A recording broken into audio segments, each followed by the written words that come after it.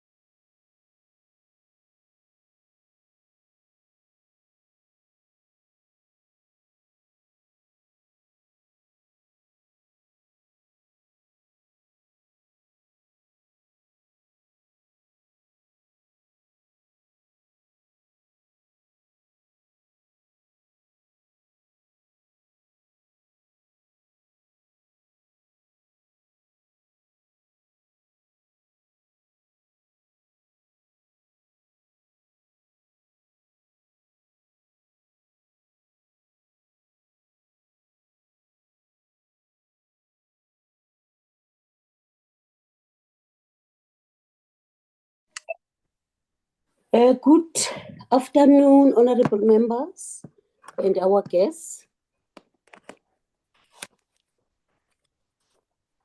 Good afternoon, Chair. I can see that there's lots of people Good afternoon, that Chair. have joined. Orico, I see that at least most of the people have managed to join. That's correct, yes, Chair. Yeah, we already form a quorum, Chair. Yes. Okay. The meeting is officially opened, and I also wish to welcome everybody in the meeting. I understand that this is our meeting that we have to deal with the stakeholders, which are our guests today. And most of the time we have to give them. Recording in progress. Understanding that they have prepared everything for us. So they need to tell us all what they have prepared. And even ourselves, we have to give ourselves time so as to interact with their presentation and ask as much questions as we want to. So we need to give ourselves, each and everyone, a time. But Ariko, before we do anything, everybody is welcome. But we have to introduce ourselves, Ariko, and know who is in the meeting and who's not in the meeting, so as not to waste time. Understanding, honorable members, that on Thursdays we don't have a choice but to start our meetings afternoon. Otherwise, it was our wish to start our meeting on the morning so that we can have plenty time. But the rules and the trend of our house is allowing us to have meetings after we have done with everything on Thursdays. Thank you very much. With that short opening remarks of welcoming everyone in the meeting, we have to go to the introduction.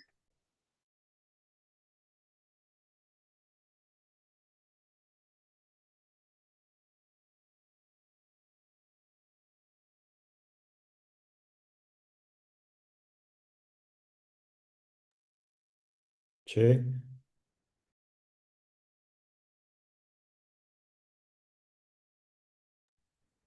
Chair, we lost you there. Okay. I don't know what's happening now. Myself, I'm Honorable Nongo Simvana, the chairperson of the Portfolio Committee of Electricity and Energy. Can I also allow other honorable members to introduce themselves, Arigo? When members do that, Chair, can we request that they just switch on their videos, Chair, as this meeting will be streamed, Chair? I also see the minister on the platform, Chair. Okay. A minister and the deputy minister is also present? I don't see the deputy minister, Chair. No. Okay. All right. Thank you very much for cautioning us. Okay. Can we then, Minister, you are welcome. Thank you very much for joining us in the meeting. Can we give over to honorable members to introduce themselves, because they are our guests. They are our guests here, which are supposed at least to know who is in the meeting and who's not in the meeting. Over to you, honorable members. Can I somewhere name there? Who must go? May Hassan?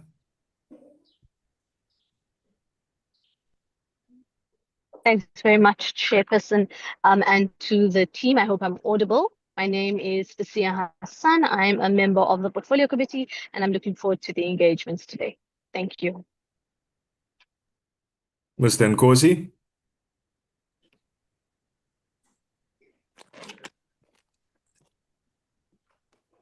Good afternoon, honorable members. I'm Shepherd Nkosi. I'm from the private space. I'm in the guest. Only the members now, Shepherd. Oh, sorry. Honorable Mr. Nkosi. So you are also Nkosi, yeah? It's fine. but we are asking for Honorable Ngosi first. Thank you.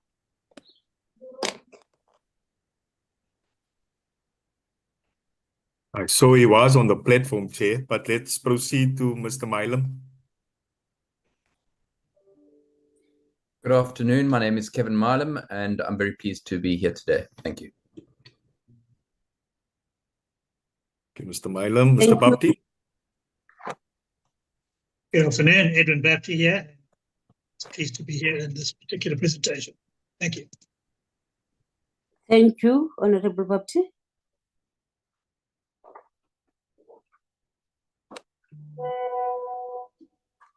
The following member,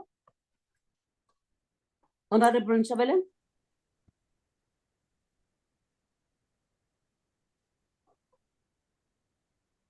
Hey. By the looks of it, Mr. Molefe and Mr. Nchabileng is still setting up the cameras, Chair. They want Okay. the best, they want the best view. Yeah, I think we are. Good afternoon. I'm Brian Molefe. Thank you, Honorable Mlefe. Honorable Nchabelen, are you Good ready? afternoon. Yes. This is Honorable Nchabileng, Crown Prince Adil Nchabileng. Thank you. Thank you. Thank you very much. Honorable, who else? Paulson, Chair. Okay. Honorable Paulson. Good afternoon. My name is Nazir Paulson and I'm a member of the Portfolio Committee. Thank you, sir. Mr. Thring. Good afternoon, colleagues. Afternoon, Chair. Wayne Thring, a member of the Portfolio Committee of Energy and Electricity. Thank you. Those are all the members present, Chair. And Honorable, the Honorable, who is the name? Oh, Mr. Boshoff, Chair, Dr. Boshoff. Thank you. No, not- Okay, I'm not a member of the Portfolio Committee, but a member of Parliament and spokesperson for electricity for my party. Thank you very much. I'm looking forward. Okay, thank you very much. Is that all, Honorable Secretary? Is that all? That's correct, yes, Chair. Or maybe the Minister. Minister, you can just greet us. because We of- know the minister. And in fact, the minister. Crown Prince, I know you, but you introduce yourself. No, on a lighter note, Kosian Suramukopa, Minister of Energy and Electricity. Thank you, Chair, and good afternoon to everyone. Afternoon, Minister. I was about to give you, after the agenda has been flighted, so that you can give an overview. So thank you very much for introducing yourself. And then can we go to the our guests that are present?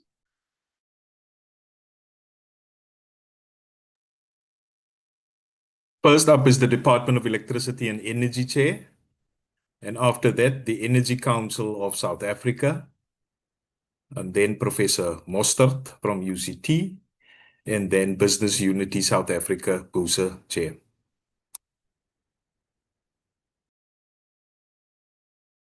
Okay.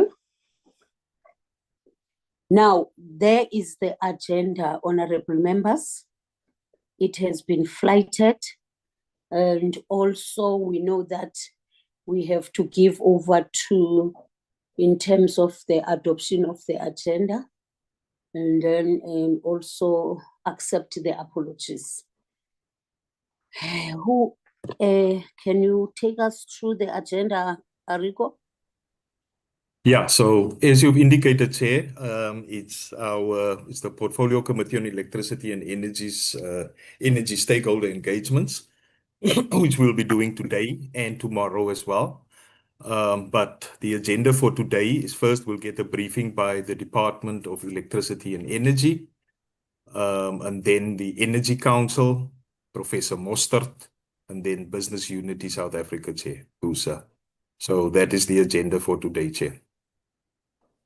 Okay. Can we adopt the agenda, honorable members? Chair, my hand is up. All right. Go on. Honorable Njabulin.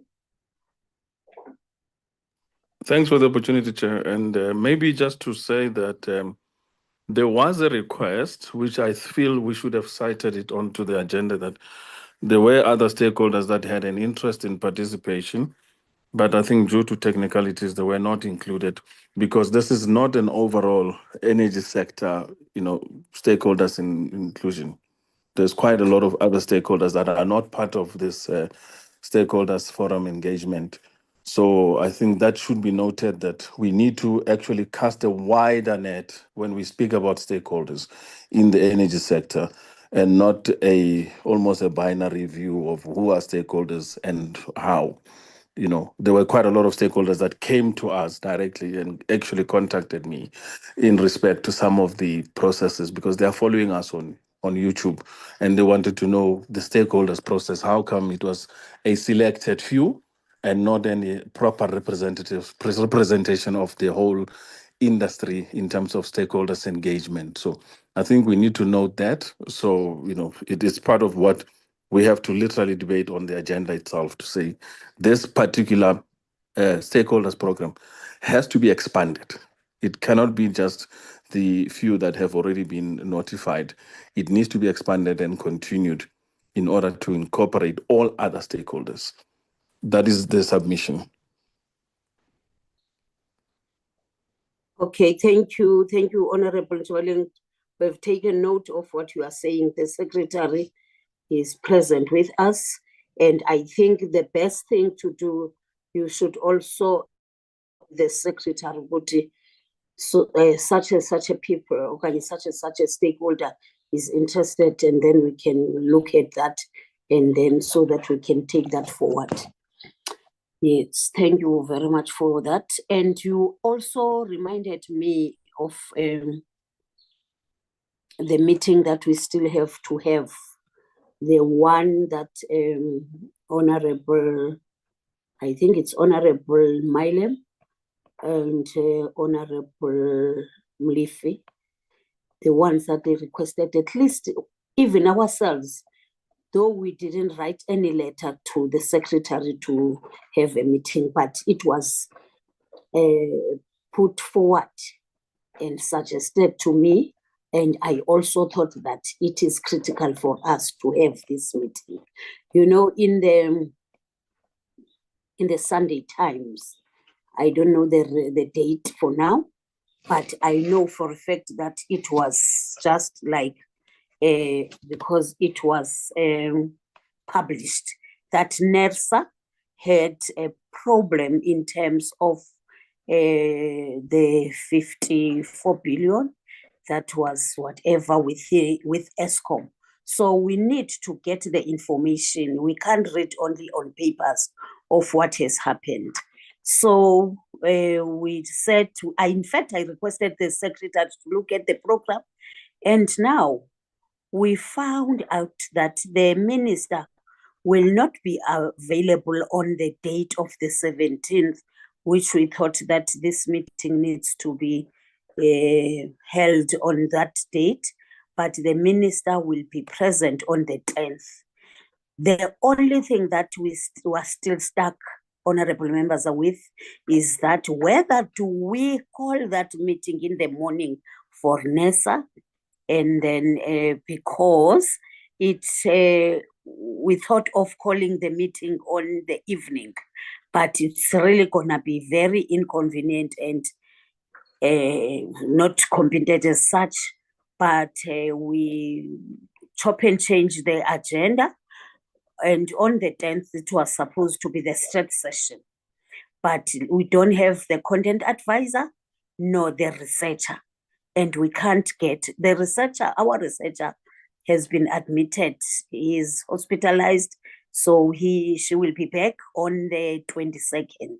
So that forces us to have our stretch session after the 22nd or on the 22nd, on the day of her arrival. Now, what I would love to get from you, honorable members, is it okay? Because the minister on that day will have a presentation in the cabinet.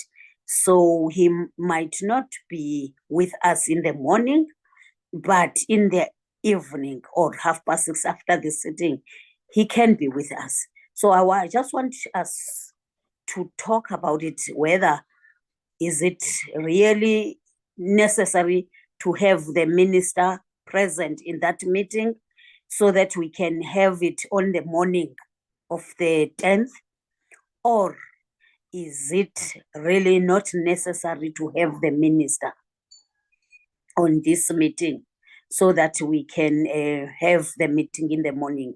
Then if we want the minister also to be present in that meeting, we can say, yeah, we have to and relook at times and check on whether the minister can be able to avail themselves or herself, manati themselves, because it's the minister that we want him to be present.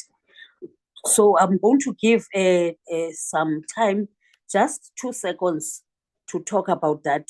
What's your suggestion?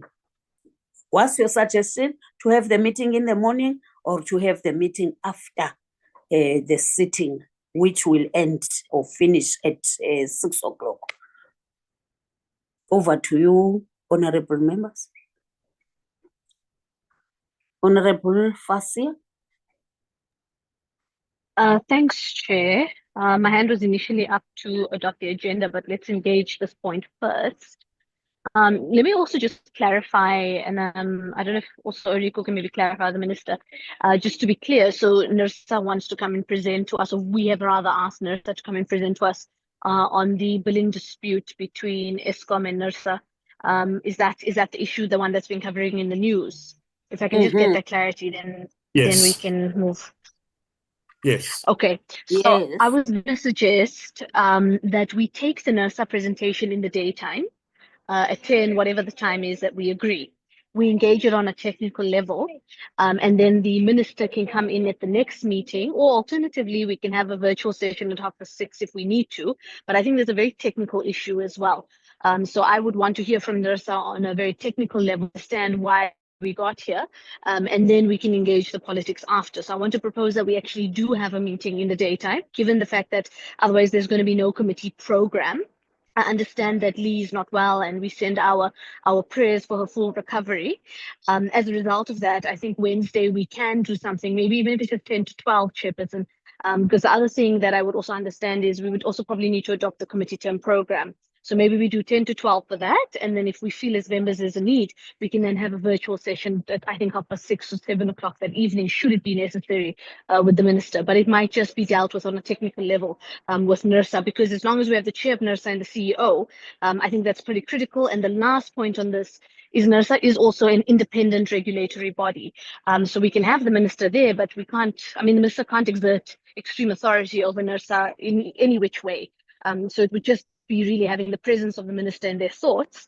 But it is important to note that NERSA is an independent body. So as long as we have the chair, the CEO, and the senior management from NERSA, I think that we can proceed. Thank you.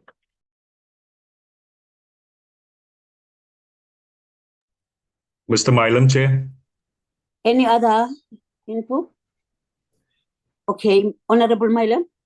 Thank you, Chair. Chair, I'm happy to proceed on a technical basis in the morning. I have no issue with that whatsoever. I do, however, have a concern, and it's one that the minister will have to address, and that is that there is a vacancy in the full-time regulator position for the electricity regulator, and that may well have contributed to this issue. So that is something that the minister would probably be better placed to address. And so I'm quite happy for us to have that follow-up virtual meeting in the evening, or however we choose to do it. But I do think that we can proceed from a technical perspective in the morning. I have no issue with that whatsoever. Thank you. Oh, and Chair, I would like to also adopt the agenda for today and tomorrow. Thank you. Okay. Okay, thank you very much. I think anyone who has any other Honorable Nchabulen, I see your hand is up. The agenda has been adopted. I think it has been seconded. Ufasiha has adopted the agenda, and then Honorable Mailim has seconded. And then on the issue, over to you. Okay, thanks a lot, Chair. I think the issue of the NERSA issue is very critical. We need a proper time for this to be ventilated properly. So I think let's think very strong about it. I think I will take guidance from our portfolio leader, which is Dade Brian Molefe, who can now maybe actually inform the committee as to why is it so important, why this must be prioritized, because it's a national crisis as we speak right now. That whole issue has caused us a huge challenge, and people are up in arms in terms of communities for the increase without having been consulted. So it's not something that we can just schedule to literally go over as quick as possible. So let's take guidance from the portfolio leader who actually raised this matter to the committee. And okay, no. Mamela kaloku Ntshabeleng, listen. What we are discussing here is time. We are not saying it's rush thing. We are saying whether is it proper to have it in the morning for us to discuss it at length, as you are saying that it is critical, or we have to wait for the minister to be able to join. And there is also sitting, much as it is critical. But if we want the minister to also be present on that day, let us have it in the evening after the sitting. That's what we're discussing now. We are not discussing the real issue and the nitty-gritties and all this stuff. We will have a meeting for it, and we've prioritized it. That is exactly why we are saying that Wednesday next week should be the day of that, because today and tomorrow, the agenda that has been adopted and seconded, we are going to go with it.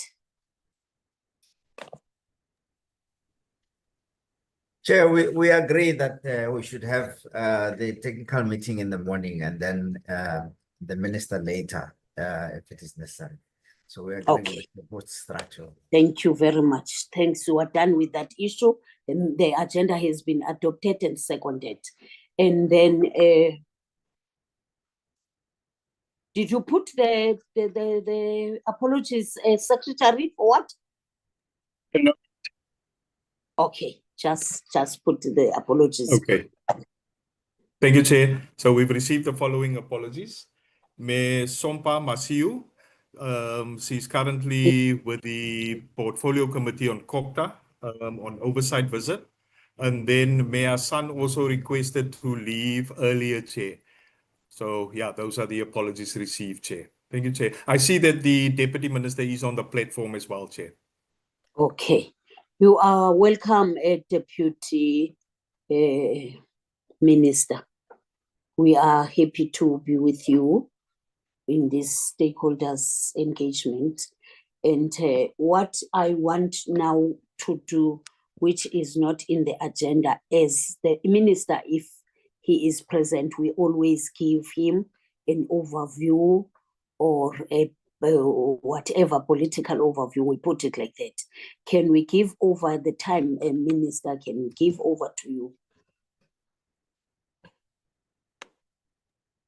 Well, thank you very much, Chairperson and members of the Portfolio Committee, DM Samantha Graham-Murray, and the members that are present here on the call, the stakeholders, and just to welcome and congratulate you, Chair and the Portfolio Committee, for having occasioned this discussion.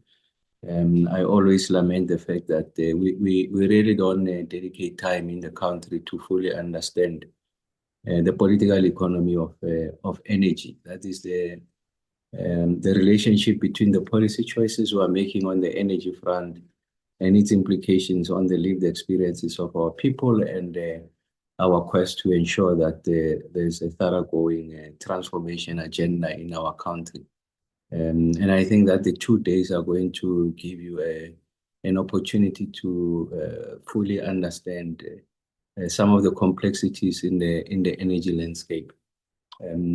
First is that we have not come to appreciate the contribution of energy in the agenda for development and transformation. I mean, if you were to look at the recorded history of our country, we have reached a stage of being the most industrialized economy on the continent, almost unassailable, on the back of a carbon-intense industrialization. And we're able to exploit and continue to exploit our natural endowments that we have in abundance in the form of coal. And now we know that with the advancement of technology, we are able to harness our renewable energy assets to our advantage. So what that does, it gives an opportunity for us to reindustrialize, because we know that there's been a period of deindustrialization in the country, the tertiarization of the South African economy. And that's why you have this huge structural unemployment. I mean, if you were to look at the numbers, the matrices that makes the South African economy and the sectors of the economy that have contracted, these are primary sectors of the economy, mining and agriculture, and also the tertiary manufacturing, which is the secondary sectors of your economy. And those are the sectors of the economy that gives us an opportunity to get people into jobs. But what has been driving, if you like, the kind of lackluster economic growth that we've been seeing? Of course, we reached the heights of economic growth, what I call the golden years of economic growth during the period 2006 to 2009. There we had seen a significant amount of tertiarization of the South African economy. What is the point I'm making is that with our inability to see and appreciate the utility and the instrumentality of energy, that has undermined our ability to achieve the kind of development that our country can achieve. We are also seeing at the global scale, and Chair, that there's a weaponization of energy. So you are seeing that it's beginning to shape foreign policy of sovereign nations. I mean, the war in Ukraine has really appended, if you like, the energy outlook of Europe, and the responses that you are seeing and the realignment at the global scale. It has to do also with the issues of energy. We are beginning to see the conversations around the just energy transition. I want to argue that this is a deeply ideological question. So you have seen that there's been an attempt to undermine what science is telling us, but essentially reverting to our ideological camps. What do I mean by that?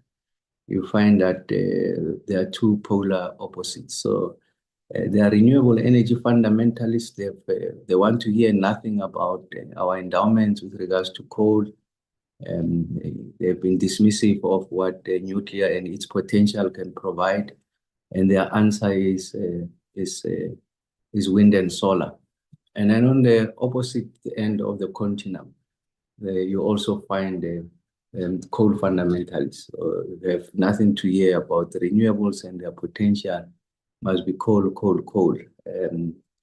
So these are the conversations that want to help us, because our view is that it shouldn't be a binary conversation. It should be about the mix. And I think it called for a much more scientific approach to what these opportunities present to us. It's a deeply ideological question, and also an issue of dominance. I mean, if you look at how we have interacted with nuclear, hitherto, we've been told that you can't exploit nuclear. Of course, they raise the issues of Chernobyl. You can go back and establish what the true facts are. But remember, for the fundamentalists, that's the true facts don't matter. The issue is a narrative. So we're told that you can exploit nuclear. But what do we see around the world is that there's a resurgence of nuclear. in the form of small modular reactors. The World Bank has come back to say that they are happy to fund nuclear. There are others even in the country, they'll always tell you that the upfront costs are prohibitive and therefore don't go that route. What they don't tell you is that if you had to do the levelized cost of nuclear, is the cheapest. And I'm talking that on the back of the fact that we've got 2 reactors at Quebec.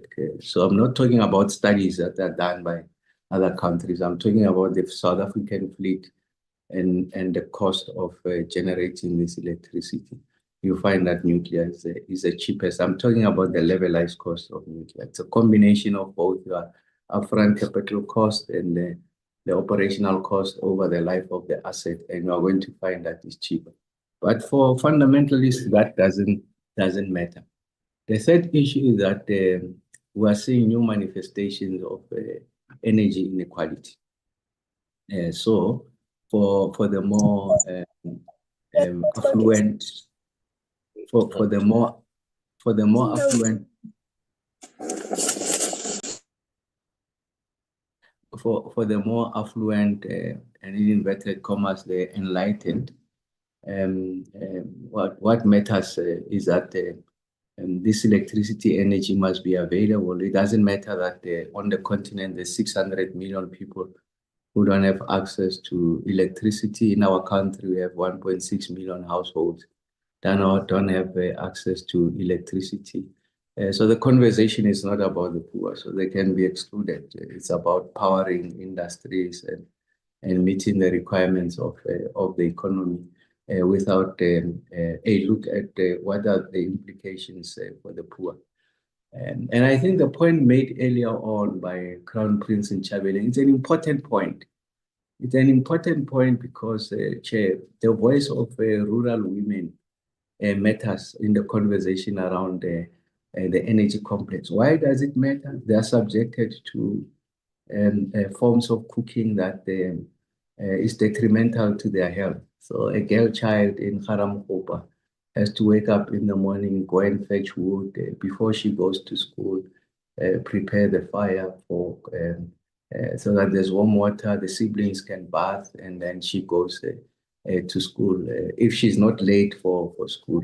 And over a period of time, living under those conditions, what happens is that they compromise health, and that's why you have premature deaths on the continent, about 500,000 per annum as a result of cooking methods that are not clean. So their relationship on the issue of, let's say, the just energy transition. So if you had to go to that community, they really don't matter how you transition. All they want is that I want to transition from darkness to light. And that's why that voice is very important. So I agree with the fact that perhaps in the next iteration of this discussion, just broaden the conversation. The rural women will give you that perspective. But then you'll find those who are living in peri-urban areas. Electricity is expensive. The question that you're going to ventilate with NERSA, the error in the calculation. What is the fundamental point? We'll discuss the technical issues and you'll see the equation. I will not preempt, but you must answer the primary question, the cost of electricity. It is available. I'm confident we'll resolve load shedding. We're doing exceptionally well, but a lot of people don't experience what I'm saying because they're subjected to load reduction. And where they're not subjected to load reduction, they can't afford the electricity. It's just expensive. So what you are finding is new manifestations of inequality, that the poor don't have access to electricity. You find them go to any township, peri-urban areas, even the middle class are finding it very prohibitive. And the last point I want to make is that we have not fully come to understand the contribution of energy and electricity in the industrialization of reindustrialization in our instance. It's a very, very big enabler of that. I mean, the fact that you have smelters closing, if tomorrow I come out and say we're giving them concessions in relation to negotiated price agreement, where to expand that, you'll have the one opposite that says, no, but you can't give the rich mining these houses these concessions. But the subsidy is not to these players, it's not to Glencore, Samanco, you mentioned them. I'm using those as the smelters that are closing. Is to retain the jobs, to ensure that there's the beneficiation at source. And you know that the more you beneficiate the midstream, if you like, of the value chain, you find that the levels of skills are higher, the contribution to the national fiscus is greater, and then you are able to redirect those incomes to other social needs. So I'm making the point that it's a very complex conversation. Is there an absolute accurate answer? No, it doesn't exist. And I'm not about to suggest that the articulations I've made are all correct or they are beyond reproach, because someone here can mount a counter argument which will repudiate everything that I'm saying. I'm just saying it requires this kind of discussion. So that the globality of the conversation is important, and understand what is our role and place in that space. So I thought I must just position that, of course, the team will say a bit more about the global and political economy manifestations of energy. And I'm happy we're having this discussion when we don't have a pressure of a particular issue that requires a discussion, but a much more broader conversation, and then provide the policy direction. We come in with the IRP. The reason why I can't join you in the morning is because the IRP now is before cabinet. I'm confident that it will go through. It's going to attract a lot of interest, because you will see we're talking about the mix. We're talking about our resources. We're talking about the fact that you will not abandon coal. We talk about the fact that you're going to accelerate the onboarding of renewables. We're talking about a big and ambitious program on nuclear.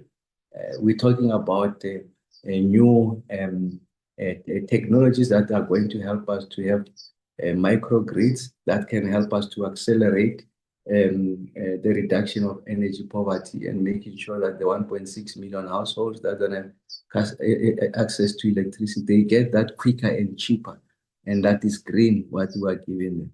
We're talking about how you use this excess electricity that is being generated to support industry, so that we get people into jobs, so that we were able to lift the South African economy. Is it free of criticism? No. And so when we come here, you will have your own views. There will never be consensus, but the point is that we are moving in the right direction. So thank you, Chair, for giving me the opportunity, and I'm sure we will benefit from the multiplicity of views that will come from the stakeholders that you have invited. And like I said, perhaps the next iteration attempt to expand it, you will see that there are voices that are not here. And I think that the default approach is to take the mainstream and quieten the voices that don't have the means, for lack of better word. They will not come here and present deep research. They will not come here and reference what other countries are doing. They'll come here and tell you their experience. And I don't think there's anything more valuable than the lived experiences of our people in the informal settlements of Khayelitsha, in the rural villages of Karamokopa. And women are disproportionately affected by lack of access to electricity, and what it means to their health and their ambition to ensure that they are able to come out of conditions of what appears to be intractable poverty. But thank you very much, Chair, for the opportunity. Thank you very much, Minister, for the political overview in the committee.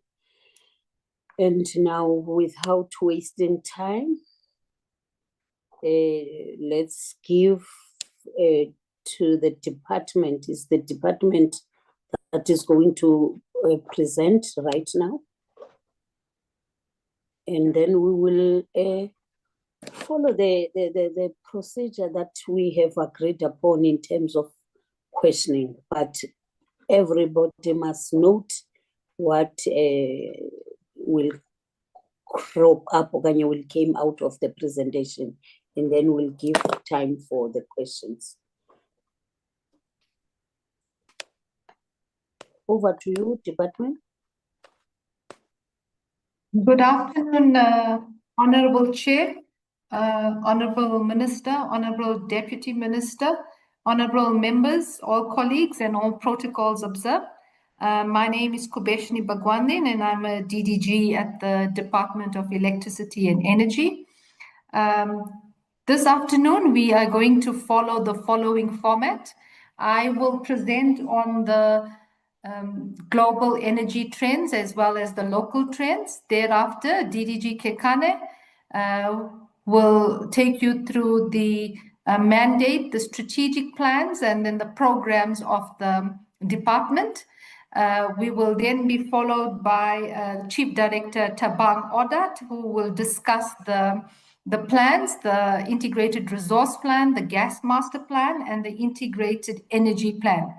And then lastly, I will conclude with the legislative plan as well as the reforms that the department is seized with.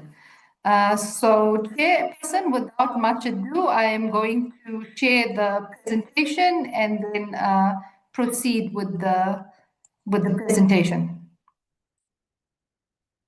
Okay, thank you very much, DDG. But just before anyone presents, I would love to welcome and acknowledge the presence of our researcher. Whilst she is still on leave, but she felt that she needs to connect and log on because she understands our difficulties that we are encountering in terms of we don't even have the content advisor for now. And she is the researcher. She is hospitalized, as I'm saying, but she felt that it is critical for herself to be part and parcel. We are welcome, Lee, and we wish you best of luck. And we understand that you are recuperating where you are, whether you are still at hospital or you are still at home. All the best. And we hope that you'll get well soon. Thank you very much. Continue with the presentation. Okay, Chairperson, please confirm that you can see the slides. Yes, I see the slide. Okay. There are a number of slides and we trust that the details were sufficient. So I am just going to be giving a broad overview as I take you through the slides. I'll be discussing the global mega trends, energy trends, and then the local energy trends. In terms of the global mega trends, I'll spend a little bit of time on this one so that I can quickly go through the rest, and this then sets the framework for the slides to come. There are 5 global mega trends. The first one being conventional energy revival. Although the energy transition is still on a long-term goal, the energy crisis has driven renewed focus on traditional energy sources. And in the short to medium term, we see countries are balancing sustainability with energy security. The second mega trend is intensifying geopolitical uncertainty. And here there is a combination of great power rivalry, mainly the US, China, and Russia, with increased military tensions from places like Ukraine and Asia. And this is now driving political uncertainty due to half of the global population experiencing national elections. That's in the US, India, and European Union. With these elections come geopolitical and economic uncertainty. The third megatrend is global economic growth ambiguities. The economic growth is expected to return to the stable pre-pandemic growth levels. However, this can either increase or decrease dependent on factors such as geopolitical tensions and technology disruptions that are underpinning 4 potential future scenarios, and that I will discuss in the coming slides. The fourth megatrend is industrial policy driving nationalism. The industrial policy interventions have been significantly increasing in recent years with the potential to reduce international trade by countries that are aiming to protect their internal industry. And the fifth megatrend is global technology disruptions. We see technologies such as artificial intelligence, green technologies, and digital twins having a significant impact on everyday life, business operation, industries, energy sector, and utilities. In terms of conventional energy revival, the recent market drivers are countries are setting targets to create more independent energy and reduce their reliance on imported energy. For example, from Russia, there are short to medium term OPEC production costs and Russian energy supply export cutbacks. The recent renewable energy drivers is the increasing demand for renewable energy capacity due to net zero targets. And there are also disruptive supply chain hurdles that is being experienced due to raw material constraints, unplanned Chinese factory shutdowns, and supplier consolidation.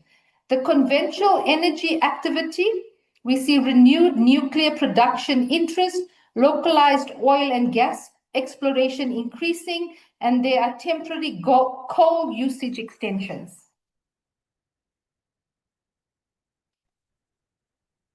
The geopolitical tensions have been intensifying, and that's driven by a combination of increasing conflicts as well as political uncertainty due to global elections. Elections in at least 64 countries last year, and there's some early in 2025. And these new governments create political and trade uncertainties, as well as investor uncertainty and diplomatic tensions, for example, South Africa and the Europe. In terms of the global economic growth ambiguity, in summary, economic growth is expected to return to low but stable growth at 2.7% and manageable inflation. However, this may change, characterized by four distinctive scenario narratives. And the scenarios are indicated below in the graph. Scenario 4 is an innovation struggle. Scenario 3 is great levels of fragmentation. Scenario 2 is the rise of leaders focused on short-term fixes versus system challenges. And scenario 1, age of transformation. And it shows, depending on which scenario takes place and is happening, those are the different percentage growths that they would be for economic growth. The forecast suggests that inflation will continue to fall over the next 12 months before stabilizing. I'm not going to go through these graphs, but this one deals with global economic output between 2018 and 2024, year-on-year percentage growth. In this graph, I want to highlight that several countries have been imposing discriminatory policy interventions to protect their internal industries. For example, European lenders have expressed concern about protectionist undertones in Buy America efforts. Examples of industrial policies is the Inflation Reduction Act from the United States, Made in China, and the European Green Deal. So between 2009 and 2022, a number of interventions grew 183%, specifically across infrastructure, oil and gas, and manufacturing, amongst other industries. New industrial policies are also emerging to address new challenges with a focus on areas such as green energy and advanced technology. In emerging markets, industrial policy is increasing, viewed as a tool to promote development. In this slide, I want to articulate that artificial intelligence has been one of the fastest growing technologies over the past 5 years. revolutionizing many industries with core drivers such as new architecture developed to reduce computational costs. Global companies are making large investments in artificial intelligence research. And artificial intelligence will impact labor force, and the effect of artificial intelligence adoption on productivity growth by 2033 is depicted in the graph below. In terms of digital twins technology, the digital twin is a digital representation of physical systems, products, or processes for uses including simulating, testing, monitoring, and maintenance use cases. In the public sector, we see an application for smart cities with the potential to save cities an estimated $280 billion by 2030 through improved urban planning. Digital twins can also be used in power utilities, for example, to improve operations in power plants. And you can see in the graph below, energies and utilities, a $3.8 billion industry. In this slide, we look at the primary energy and the growth here. So global primary energy reached 620 hexajoules. Fossil fuels increased by 1.5%, that's 505 hexajoules, and renewables by 12%, representing an additional 8 exajoules of renewables from the total global demand, and then fossil fuels 8 exajoules, 5 exajoule increase. In terms of carbon emissions surged in 2023, hitting a record high of 40.417 million tons of CO2 equivalents. Energy-related CO2 emissions represented 80% of total carbon emissions. In terms of coal consumption reached 164 exajoules in 2023, the highest ever, and that is a positive 1.6% year on year, driven by the increased use for metallurgy and mining processes. Coal remains the #1 source of energy for electricity, 35% worldwide. I also want to draw your attention to what's happening on minerals. Cobalt and nickel are experiencing the highest growth in production and reserves compared to 2022, driven by Congo, a 70% market share of cobalt, and Indonesia, 50% market share in nickel. We also see huge global trends in nuclear. Nuclear energy production reached an all-time high in 2024, due primarily to rapid growth in Asia. A 19 gigawatt in Japan is now in suspended operation. And as at the end of 2024, there were 62 nuclear reactors under construction, which was more than 2023. And nuclear power generation capacity is expected to double by 2050.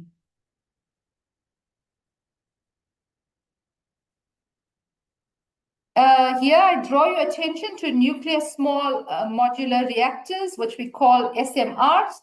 Over 64 SMR designs are now under active development according to the International Atomic Energy Agency.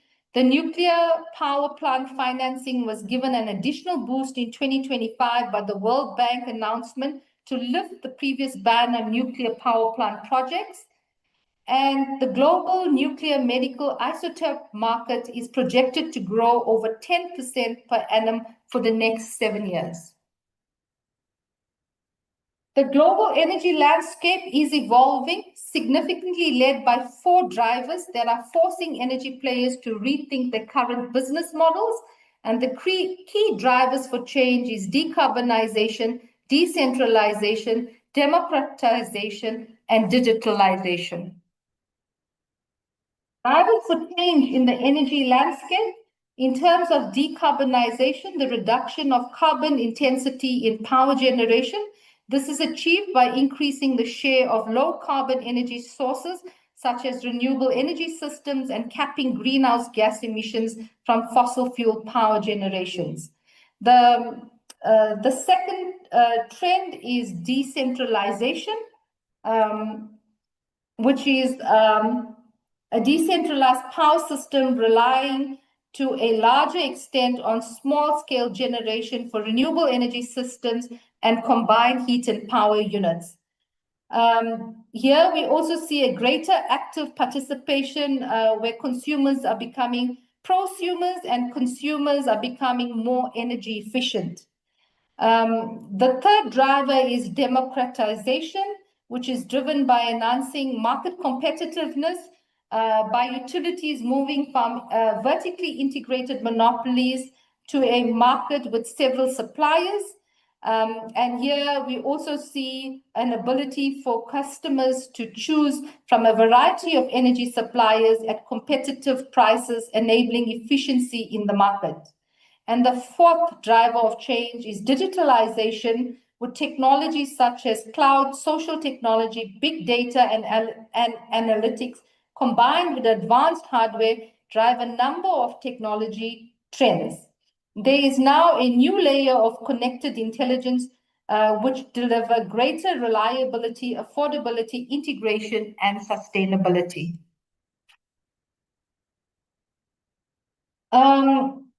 In this slide, I draw your attention to some key highlights. So 2023 set a new record in renewables deployment in the power sector by reaching a total capacity of 3.870 gigawatts globally. China has the highest renewable share in the country's electricity mix, rising from 5% in 2015 to 18% in 2023, almost equivalent to the share observed in advanced economies. While global electricity generation from fossil fuels has increased by 1% since 2022, Europe has reduced its usage of fossil fuels for power generation by 16%. All regions except Africa are expecting a decrease or a decline in the growth of coal, while renewable energy production is expected to increase significantly across all regions.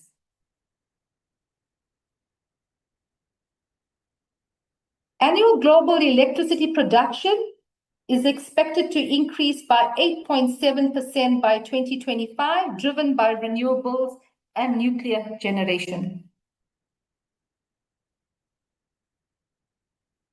Over 63% of all new power projects planned to come online by 2030 are renewables.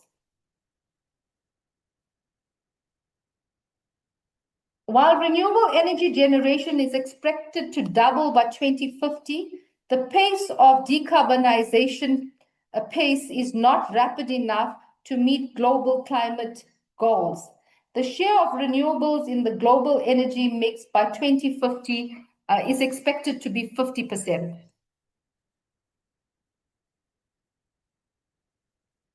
These are the key technologies and platforms that's enabling decentralization. It's new storage technologies, smart grids, peer-to-peer trading, and grid integration. Smart grid technologies are being implemented across multiple jurisdictions, an example being the United Arab Emirates installing 2 million smart meters.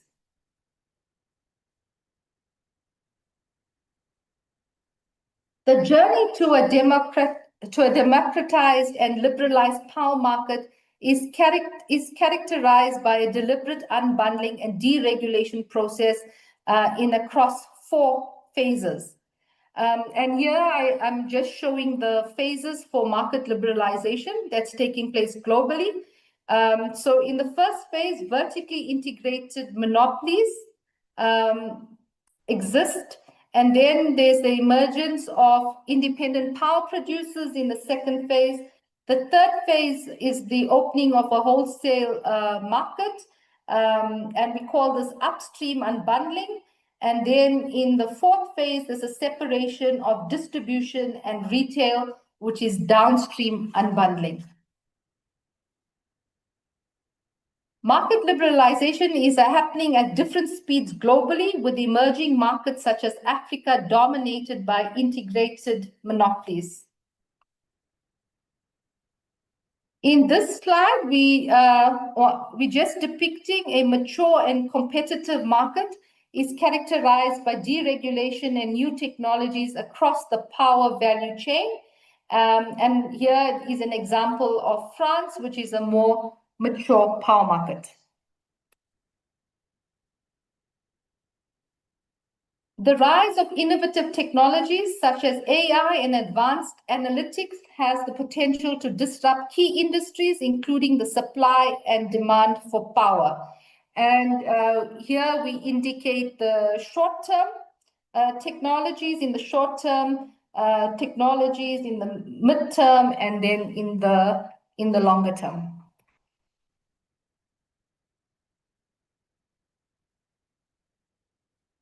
Now I'm going to go through the local energy trends also quite quickly. South Africa's coal-reliant power system plans to use gas as a transitionary fuel, with renewables expected to supply over a third of the power by 2030. South Africa previously grappled with load shedding over a number of years, and this prompted the government to accelerate the just energy transition and diversify the energy mix. In terms of renewables, significant growth is expected, with additional renewable energy power will be procured through the Renewable Energy Independent Power Producer Program. Bid window 6 procured 1,000 megawatts of solar. Bid windows 7 and 8 aim for 500 megawatts each. We have in terms of oil, we have a growing population, with the industry still reliant on oil and poor public transport systems. The lack of infrastructure and costs is hindering the electric vehicle uptake. The significant reduction of local refinery capacity has made South Africa a net importer of fuels. In terms of natural gas, gas is to become a complementary energy source, with plans to increase the gas-to-power capacity by 2030. A new bid window was launched to procure 2,000 megawatts of gas-fired power under the gas IPP program. And gas supply is constrained, and this we will discuss when we discuss the gas master plan in the next coming slides. In terms of coal, coal is to play a significant long-term role to ensure energy security in the country. In the short term, design modifications are underway at power plants to optimize performance, reduce emissions like FGD and fabric filter plants.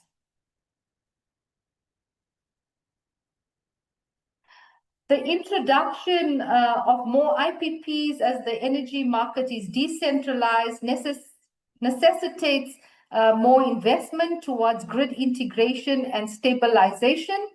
And the energy market building blocks will be distribution energy resources, as well as grid management, such as smart metering, and grid management will be used to balance customer supply, consumption, and excess capacity efficiency. The key considerations for the South African market includes the IPPs, smart grids, policy and regulatory reforms, as well as energy storage. The democratization of South Africa's regulatory landscape. There are key policies and plans in the South Africa's energy market. The first one being the Integrated Resource Plan, which my colleague will discuss in the coming slides.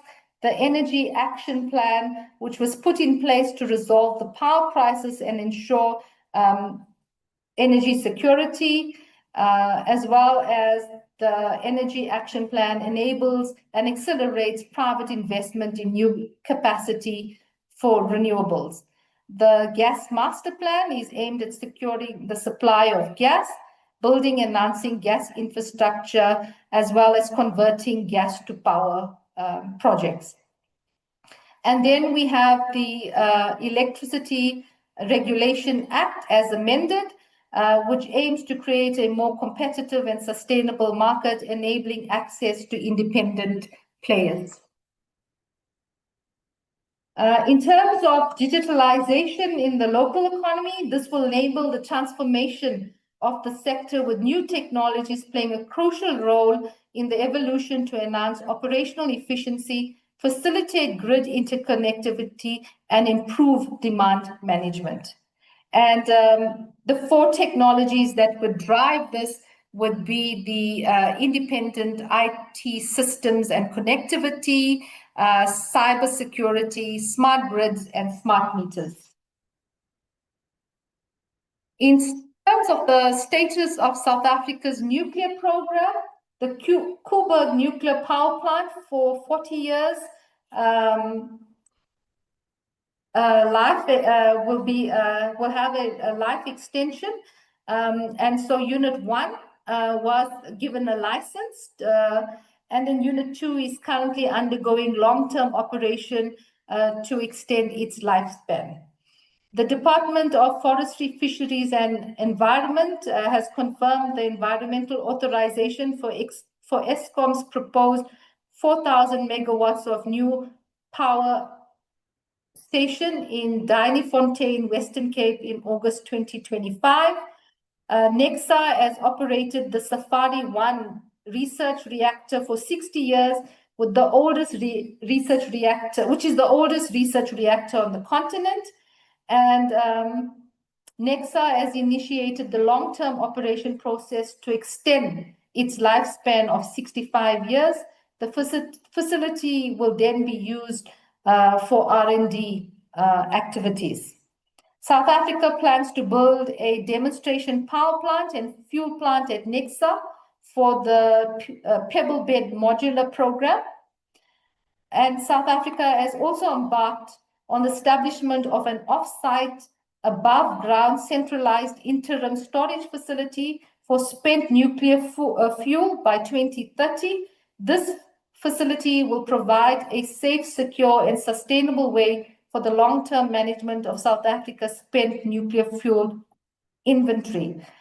The National Nuclear Regulator has granted a nuclear installation license to the National Radioactive Waste Disposal Institute for the operation of Valput's radioactive waste disposal facility.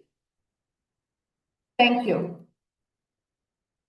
Chairperson, I am now going to upload the next presentation, and my colleague DDG Kekane will now take us through the mandate, the strategic intent, and then the key programs for the department. Over to you, DDG Kekane. Okay, thank you, DDG, and good afternoon, Honorable Chairperson, Honorable Members, Honorable Minister and the DM. In the interest of time, I'll also try to run my slides a little bit faster. If you could move to the next slide, please. Over here, just a recap of our mandate. Yes, we are no longer newly established. We are a fully fledged Department of Electricity and Energy. Obviously, our mandate is an oversight and coordination of electricity and energy security across the full value chain, looking at the generation, transmission, and distribution. Of course, the centralization marks a decisive shift from what we used to have as the DMRE and the DPE, just to ensure that coherence in governance and accountability. You will see that our work is anchored through the national priorities, the NDP Vision 2030, of course, not forgetting the Energy Just Transition Plan. Next slide, please. Just again to recap on our key focus areas, which will be, hello? I think there's a bit of, okay, let me continue. Our department department strategic priorities, you'll see that we have a vision for the next 5 years, and all this is characterized under 5 key priorities, which are we want to achieve, of course, the universal access, but mainly ensuring that electricity is available, most importantly, affordable, and we want to provide the quality energy that our people deserve. We want to attain sovereign and regional energy security. At the same time, we aim to drive industrialization and lead the innovation landmark. Also, we want to qualitatively transform the energy demographics, considering our history in the sector. And lastly, we want to assert South Africa and continental and global leadership within the space. Ladies and gentlemen, before before you move, just the last one, just to reemphasize the point that our strategy aims to tackle, of course, the supply challenges that we've seen in the past. We want to support the just and sustainable transition with all the reforms that we'll be discussing in the next few minutes that will ultimately stimulate our economy. Next slide, please. Just to highlight some of the key reforms that we have introduced in the last 12 months. We have seen that in the last few months, we've been having what we call a grid capacity constraint, and mainly this has been experienced in what we call the Capes, the Northern Cape, the Eastern Cape, and lastly, the Western Cape. So with that in mind, we have developed a grid capacity allocation framework, which will ensure that the grid capacity is allocated fairly, efficiently, and also it's aligned with the integration of renewable energy projects within the space. Secondly, we have introduced the new William framework, which was published by the minister in May this year. Of course, with the new and clear framework, this will enable private generators to supply electricity into the grid, and which will also indicate our aim or our bold movement to liberalize the energy markets and promoting fairness and competition. With that in mind, again, you have seen that we have also introduced the wholesale trading reforms, which will again open the market for more competition into the space.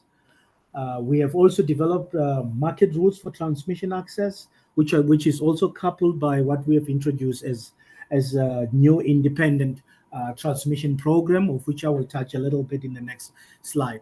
But lastly, just to wrap up on this slide, from the policy document point of view, my colleague will talk more about the status of the integrated resource plan, which is a blueprint of our future generation mix in the country. We also support of the current JET framework, which we actually some of our strategic priorities are embedded from this framework. We have also, you have seen that the South African Renewable Energy Master Plan has been approved by Cabinet, and currently we are spending a lot of time towards the implementation of the commitments that have been made by the master plan. And lastly, after my presentation, my colleague will also highlight some of the few developments that we have gained and progress that we have gained towards the development of the National Gas Master Plan. Just to make a point that with all these reforms in place, we believe that they are not just a technical adjustment. They will help, of course, to unlock South Africa's energy future, and at the same time, this will accelerate the goal, our bold goal towards the achievement or achieving the universal access to electricity by 2030. Next slide, please. Just two key highlights of what has been keeping us busy in line with our ambitions to transition to a cleaner economy, or our contribution. We are working tirelessly to increase the number of renewable generation into the grid in the next couple of years, which of course this is highlighted in the new integrated resource plan. We are also still in what part of our strategy implementing the green hydrogen commercialization strategy, and some of the initiatives that we've been doing in the space are well aligned with the strategy. Again, we see gas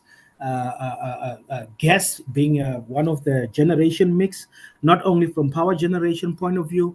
We see gas as also a key fuel to support the downstream industrial users in the country, which contribute significantly towards our economy and also for the generation of jobs. Also, to stress a point, we've seen that nuclear, there's a lot of developments within the nuclear space, and my colleague also gave us some global view of what has been happening in terms of also looking at nuclear as another clean mechanism of producing electricity. Not only that, nuclear also provides that base load generation capacity that we can also embrace. It goes without saying, with the experience that we have as a result of operating Quebec successfully for over 5 decades, we see nuclear also as a greater option. And of course, in the IRP, nuclear does feature in the energy mix, given our experience as a nation. The next slide, please. Just also to highlight some of the key achievements that we have gained in the last 15 years since the establishment of the IPP office. We're proud to say that through the introduction of independent power producer procurement program, we managed to achieve some of this socio-economic objectives that we've been spearheading. Just to name few figures, we have seen that we managed to procure, not only procuring, but we have seen that we've introduced over 9 gigawatts of power from private sector. We have seen that South Africa has seen again an investment injection of over just under 300 billion rand of investment. We've also seen that there's been a lot of jobs created as a result of sourcing power from independent power producers. At the same time, we've seen that there's been a lot of increase in the ownership of our local companies participating in the program. As a start, we have set a target of 40% of local ownership in the renewable space, but we have seen that we have surpassed that to 54%. And going forward, obviously, we want to see more and more South African-based companies, participating at the entire value chain of the renewable energy sector. And going forward, we are aiming to introduce what we will call REAP 2.0, which will evolve even much more and drive deeper transformation into the sector, ensuring that there's sufficient Black participation, sufficient locally based South African companies that are even run by women, youth, and people with disabilities. Next slide, please. Also moving swiftly with some of the new programs that we have introduced. I think this one is first of its kind in Africa. We are the one leading with this nascent program of course, moving transmission from your predominant state-owned entities like the NTCSA, but introducing private sector into transmission. This will help immensely as we, of course, implement the National Transmission Development Plan. So, of course, this program is not necessarily introduced to duplicate what NTCSA is doing, but it's actually introduced to complement NTCSA's mandate of putting new transmission lines.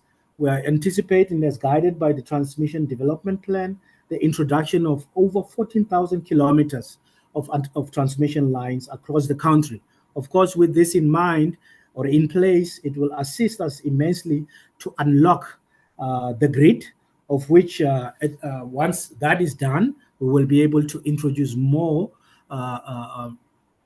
generation capacity into the grid, and by so doing, I believe strongly that the issue about deficit of electricity generation will be addressed in the next few years to come. We have seen that in terms of the program, the ITP program, we've already gone out into the procurement mode. Recently, in July 31st, we have launched or issued the request for qualifications, which of course marks phase 1 of our procurement program. The phase 1 of this program aims to introduce just over 1,000 kilometers of transmission lines, which will be procured from the private sector. We have seen an overwhelming response or interest of potential participation by international companies in this space, and it's not by surprise, because locally we haven't done a project of this magnitude. So phase 1, of course, we'll use it as a, I don't want to use the word pilot because it's quite big for a pilot, but we'll use it as a learning curve to ensure that we invite well-qualified companies or partners that have done this in the past, and learn, of course, from such a first phase. And hopefully going forward, phase 2, phase 3, and the rest, we will be able to also see more local companies participating in this. And at the same time, we obviously see this assisting immensely and unlocking opportunities for jobs into the country. And lastly, obviously, the investment that is coupled with will go immensely towards contributing our economic growth. Moving swiftly, please, to the next slide. Just as a wrap up on the ITP program, of course, the program will propel our industrialization goals, which are actually centered around promotion of local manufacturing across value chains in transmission, renewable space, which is also in line or in support with the South African Renewable Energy Master Plan. Next slide, please. Over here, learning from great experience of Eskom being part of South African power pool, we see that there's a need for us to, as a SADC, to have a better regional interconnectivity, given our experience in operating the sector. And also, this will enable us to trade well. I mean, we would like to see a situation similar to EU, where you don't have borders in terms of electricity trading. We want to see a situation where we can import clean energy from our friends in Mozambique, gas to power. We also want to see a situation where we can draw hydro and clean power from as far as DRC. So there's also a lot of opportunities to expand within SADC, to also showcase our experience in developing such project, and help in the process assist our brothers in north of Limpopo. Next slide, please. Now moving swiftly to one of our flagship programs, the Integrated National Electrification Program. Next slide, please. I think I'm running faster than you now. Looking next slide, yeah. Just looking at or recapping one of our priority areas, which is to provide access to electricity to all our people. We have seen that INEP, which is the Integrated National Electrification Program, it's a program that was introduced just post-1994. And just to give you a sense, in 1996, we only had about 58% of our people being having access to electricity, and you'll agree with me that the majority of those people were people that are mainly resided in the most affluent areas. So we have made significant move and strides in trying to provide electricity to the whole country. Since 1996, now we have seen that access to electricity has risen from 58% to now 94%. We can clearly see that we still have a gap in terms of achieving universal access. And I must state, members, that our definition for universal access is not necessarily 100% access, but 97%, knowing that this will always be like such a moving target, considering of course population growth and the likes. So our key focus for the next 5 years of the current administration is to close that gap, is to move from 94% access to electricity to eventually moving to 97%. How are we doing that? We have embarked on a process of repurposing INAP, introducing decentralized solution. You have seen even the globe, around the globe, the conventional ways of connecting electricity has been changed. It has been moved with the times. It embraced innovation. It also embraced the need for speed for electrification, and also, and lastly, the cost. So if I were to wrap up on this slide, we believe that access to electricity is no longer a privilege, but a right to dignity, inclusion, and of course, this will provide immense opportunities for our people. Next slide, please. Next slide, please. As I've alluded, we will be focusing on closing the gap. We've already identified that we have just over 1.6 million households across the country that still do not have access to electricity.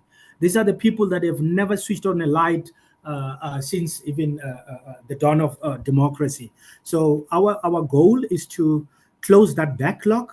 Our goal is to electrify all the remaining areas, and we want to do that by also establishing a focused project management office with the collaboration that we've already fostered with the DBSA, our development bank. We have seen even yesterday the results. The bankers have shown a very good result, and with their experience, we believe that our partnership with the DBSA will help us immensely, not only from a technical perspective, also financially as a development finance institution, to help us to develop some of innovative models for funding this big program. We have also managed to get a sense of electrifying this 1.6 million people in terms of the cost. We've established that this will cost us north of 60 billion. And we know that as government, through Treasury, we don't have enough budget to cover that. Hence the need to rope in the Development Bank of South Africa to develop an innovative funding models so that we can crowd in funding to ultimately achieve this goal, this ambitious goal. The action plan has been just one slide back as a wrap.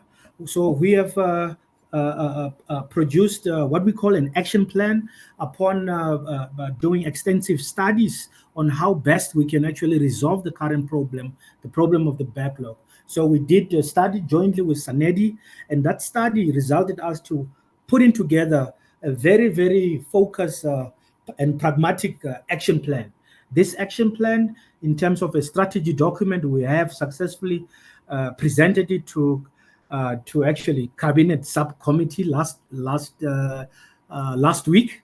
So the plan was to present it in September to cabinet, but it looked like as things stand, upon receiving support from cabinet committee, I believe that today the matter will be also, or has been tabled at cabinet. Of course, the minister may share with his permission some of the outcomes. So if the matter has been endorsed by cabinet, that actually provide us that approval to go fully with the implementation of the action plan. Next slide, please. Just to wrap up and also reemphasize our goal of powering South Africa through the diversified energy mix. We embrace the mix, as you will see with the next speakers, as the next speaker will be taking us through the IRP. We embrace the energy mix, and we believe that having that without being married to any technology, it will provide us a good platform which will address cost, which will address the issues about climate change and the need for us to move from high carbon economy to a low carbon economy. Lastly, if I were to wrap up my presentation, members, we believe that together we can chart the future for South Africa to lead and also to thrive and eventually providing electricity that is cheaper, that is available, and of course that is accessible to all by 2030. With that said, Chairperson, I would like to thank you for your attention and hand over to my colleague to take us through the remaining slides. Thank you. Thank you. Is there any other person or stakeholder that's going to present from the department? Any other person? Yes, Chairperson. Who is that? Chairperson, this is Tabang Odat. I'm the Chief Director responsible for energy planning. Okay. Over to you again, Chief Director. Thank you, Chairperson Mvana. To honorable members, to our Minister, Dr. Ramokgopa, our Deputy Minister, Graham Murray, to all the stakeholders and to colleagues, good afternoon. I'm going to present the key policies of the department, focusing mainly on the energy sector and zooming in on the electricity and the gas master plan. We are responsible for overall the integrated energy plan, which integrates or seeks to integrate the electricity plan, the liquid fuels plan, as well as the gas master plan. The focus of the next few slides will be on 3 items. Firstly, we'll talk a bit about the integrated energy plan. I will give you an update or the background and an update of where we are. And secondly, we'll focus on the electricity plan, which is usually referred to as the IRP. And lastly, we'll go into a bit more detail on the gas sector. Next slide, please. Okay, starting with the enabling legislation for our plans, we'll go into the National Energy Act. There's a couple of points that we want to raise relating to the integrated energy plan. The minister has the powers to develop the IEP, and these powers are from section or provision 6 of the Energy Act. What is important to note on the slide is that how certain or different provisions of the Act came into effect was such that they will come on different days. Please, one slide back. Yes.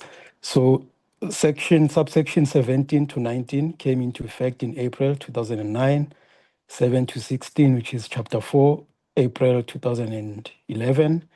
Subsections 1 to 5, 20 and 21 came into effect in 2012.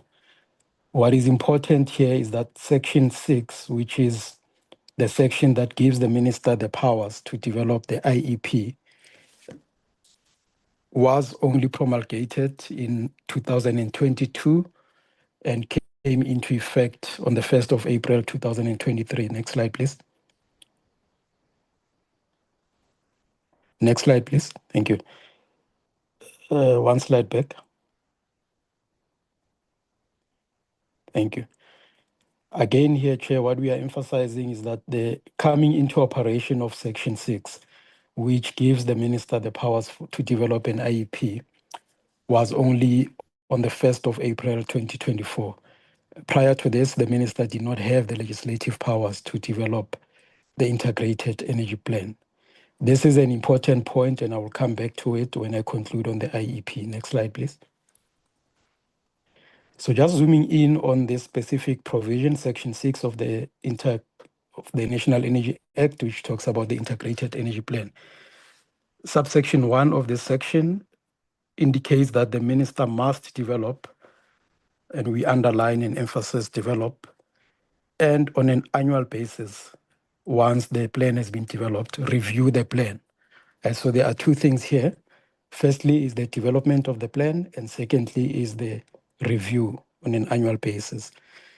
The subsection 2 then goes into details as to what this plan must deal with, and it must deal with supply, transformation, transportation, storage, and demand focus for various energy sectors. So this provision, again, is important to keep at the back of our minds. Next slide, please. So in terms of the phases that are in our plans to get to the draft integrated energy plan, we have populated this across 5 phases, starting with the inception report, or what we call inception report, which will essentially outline, just to put it in simple terms, outline the table of contents of this plan. And we intend, once this is concluded and signed off, we intend to get stakeholder support and buy-in on this content, the inception report. Phase 2 will obviously build on what we have already developed in phase 1, including consultation with stakeholders on the assumptions that the department and the experts would have made in phase 1. Then we progress to phase 3, which is scenario focused, and phase 5, which is the draft report, net lag, as well as getting the executive to approve the final plan. This is quite an extensive plan, and we anticipate it will take no less than 18 months from phase 1 to the last executive approval. We had started with the work in phase 1. However, we have experienced some delays, and this, of course, will impact the delivery of the final phase, which is phase 5. Again, this is the work that is being done. As I indicate here, we have started, we are now in phase 1. We have done the first inception draft. We have drafted some assumptions. However, we got delayed in progressing to the next phases. And hence, we have not published the phase 1 for public engagements. So the next slide, I'm focusing now on the electricity plan. Next slide, please. Next slide. Going to the electricity plan, the IRP 2025, just to touch on the objectives. Why are we doing this electricity plan? Firstly, is to avoid the painful history that in the past 4 or 5 years, we have been experiencing bouts of load shedding. Some years were more brutal than others. So we believe that the security of supply is the highest or the most important objective of this plan. Right? The second is the cost, not cost of technology, but cost to economy. So this is the second objective. The third is the environmental impact of the electricity generation. So these are the 3, if you like, high-level objectives of this electricity plan. And throughout our consultation, engagements, and all the studies that we have done, all these 3 priorities are always weighed to see how far we measure. Next slide, please. The second issue to mention on the electricity side, of course, as a country, we are well endowed with certain primary energy resources. It is strategically important for our sovereignty to look at home first as to the resources that we have as a country. I'll just list them without going into details, but we are all aware coal is the dominating in terms of electricity production. There are certain environmental effects, harmful, that results from burning coal to produce electricity. And to address these environmental harmful effects, there are a number of pilot projects that are being done, one in Mpumalanga, one in Gauteng. We also, between now and 2030, we're also looking to do other clean coal technologies piloting. We believe that with clean coal to electricity technologies being commercialized, as a country, we can continue using our coal because it's a dominating resource. We can continue using coal in a much more environmentally responsible manner. Because the problem is not coal, the problem is conversion of coal to electricity and the CO2 emissions that harms the environment. So if we deal with that conversion process in a much more responsible manner, we should continue using coal. Next is nuclear, the Quebec power station. My colleague presented on this. There are new technologies within this which are more modular in nature, and we believe this will allow us to approach nuclear at a pace and scale that we can afford as a country. Gas, we currently importing natural gas from Mozambique. This gas is about to run out. I will touch on this in the gas master plan. What we're saying here is that in the short term, if we want to use gas to produce electricity, in the short term, we'll have to rely on importing of this. And in the medium to long term, we encourage local and regional gas resources. Renewables, I don't have to say much about this, but we have, since 2010, IRP 2010, we made some policy interventions to unlock the renewable energy industry. At that time, renewable was not the cheapest source. However, a cabinet took decisions at that time to unlock this renewable industry. It's growing now. There's a master plan that has been approved by a cabinet to continue growing this industry. Next slide, please. Then we have hydro. Although we don't have large inland dams to produce, significant amount of power generation from hydro, there are some regional opportunities, regional integration opportunity. My colleague presented on the transmission work that we are doing that we also want to unlock regional energy trade. So hydro provides that opportunity. Over and above the primary energy sources, there are other considerations. The first is energy storage. This is important. If we are to increase the amount of renewables into our systems, we need to, side by side, consider increasing the energy storage. For a simple reason that production of electricity from renewable is very intermittent. We only produce when the sun is shining or the wind is blowing. So you need some technology to store some of the energy so that you can release it when you need it later on. Besides energy storage, there's work on green hydrogen and green ammonia. We perceive IRP not necessarily as having these technologies in the IRP itself, but we perceive an IRP could send a strong signal to the market that South Africa will be looking at developing hydrogen and ammonia economies.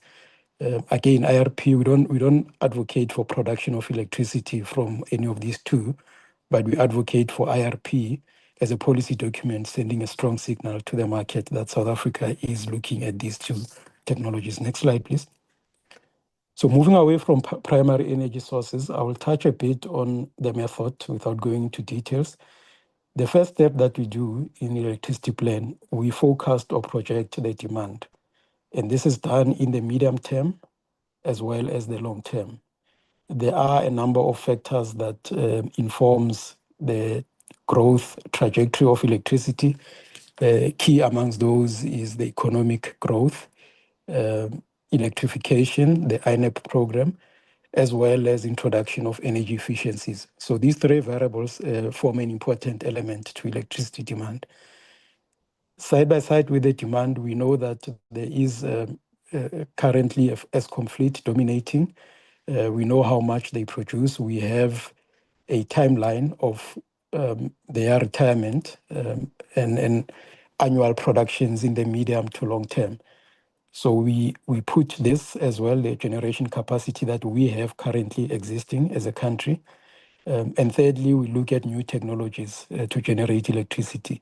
So all these three areas, we call them primary assumptions. We put them in a modeling tool, a software, that then engineers and statisticians sits behind the model and analyze the simulation of the interaction of these three inputs. We thereafter develop a number of scenarios depending on a lot of cabinet inputs, public consultations, other government departments in terms of the economic growth trajectory. So all of these scenarios are put into the model as well. We ultimately produce a draft report, which we use to consult stakeholders with, and we get or receive certain inputs from stakeholders. A lot of inputs, I must say at this stage, a lot of inputs that we received are not necessarily relevant for IRP. But we do respond to each and every comment that we receive. Those inputs that are relevant for the work that has been done, we either take them into account and amend our assumptions, or where we don't necessarily agree, we then provide detailed response why we believe the input is not accurate based on our own expertise. Next slide, please. As I say, the initial publication of the draft IRP was in January of last year. Initially, we had hoped that this will be for 6 weeks only. However, we extended to about mid-March due to a number of stakeholders requesting that they need more time to provide inputs on the draft report. Next slide, please. We received 4,300 inputs. As I say, some of these were substantive to the content of IRP. The majority were not relevant or not substantive to IRP. There is a report that has been published where the department commented on each and every one of these 4,300 comments that we received. Next slide, please. Just to touch a little bit on why this time around we took this long on the modeling aspect of it. The previous IRPs, the IRP 2010, 2019, as well as the draft 2023, this was focused on what we call a single node model. What that means is that we assumed that the transmission of electricity will not play a role in our analysis. However, the recent bid windows where some of the projects could not succeed because of transmission constraints led us to go back to the drawing board and to consider how best to then take transmission into account. We then developed what we call a multi-nodal model. Basically, what this means is that instead of having generation in one point and consumption in another point or demand in another point, we now have different points where electricity is generated and different points where electricity is consumed or the demand is. And hence we call it multi-nodal model. And between these points, between generation and demand point, we have now the transmission network that connects all of these. So this is the reason why the technical modeling behind the IRP 2024, which is now IRP 2025, took us this long. It's because of the approach which we call multi-nodal model, which takes into account the transmission of electricity. Next slide, please. Just to touch, as I conclude on IRP, to touch broadly on policy discussions. Firstly, the results indicates to us as the experts behind the model that for power system to be stable, our power system, because it's unique South African power system, the current existing fleet needs to operate at a capacity factor of no less than 60%. So what we are saying here is that the energy availability factor of the existing fleet, we must maintain it 60% and above for us to avoid going back to load shedding. And this is important because there are certain power stations, baseload power stations, 8 gigawatts in total, which are scheduled to be decommissioned by 2030. And of course, if you remove this 8 gigawatts of baseload, the remaining baseload, it needs to operate at a certain minimum load factor for you to be able to continue meeting your demand. There is work that has been underway for some time now by Eskom, and I guess we are all seeing the results of those efforts in that load shedding is no longer with us, although there are pockets of load reductions here and there. The last point that I want to just go back one slide, please. The last point that I want to mention here is around the gas to power program. We are facing a potential crisis in 2028 of gas supply shortage. We believe that unlocking the gas to power through the IRP will enable us to encourage investment of gas supply into the country. And this will obviously increase the volumes of gas that we import and help us to avoid the 2028 gas supply shortage. The last point on policy discussion, when one looks at what we proposed as an energy mix to Cabinet for consideration, the emissions trajectory is on a downward trend. What that means is that the CO2 emissions in the medium to long term, assuming that we implement the energy mix as proposed in the IRP, our emissions as a country, or at least the electricity contribution to that, will be projected to be on a downward trend. So these are the three main policy discussions that have so far been had. Just touching on the numbers of the proposed IRP, which is before Cabinet, you can see the amount of investment that this will attract, 2.2 trillion rands. Annual expected energy by 2030, 255 terawatt hours. And this is linked to the economic growth as articulated in the 7th administration. We believe that's what we need to aspire for, slightly higher economic growth so that we plan for electricity generation to meet that. EAF, as I said, minimum 60%, we are safe. Ideally, you want to hover around 66 and 68, but minimum 60, we are safe. Emissions by 2030, 174. This is less than what it currently is. And as I said, this is a downward trend. Gas load factor, as I said, we want to encourage upstream investment of natural gas to avoid the 2028. So proposing a minimum gas load factor of 51%. Next slide, please. Just the last slide on the electricity plan. We are currently at Cabinet. We are finalizing certain administrative matters relating to the document, but the draft document is before Cabinet for consideration. I will then touch on the gas master plan. Just to provide context, we have seen an increase in global demand for gas. And this is led in our view, and as presented by DTG earlier on in the opening slides, this is driven largely by the need to reduce carbon emissions. What is leading, or the countries that are leading these Asian countries, India and China. So the demand for natural gas, which is what we are also trying to secure for South Africa, is on an increase. Next slide, please.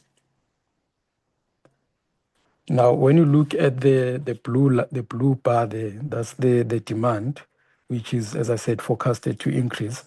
But the supply to match that demand, the red and the yellow, you can see that there is a gap in the next medium term.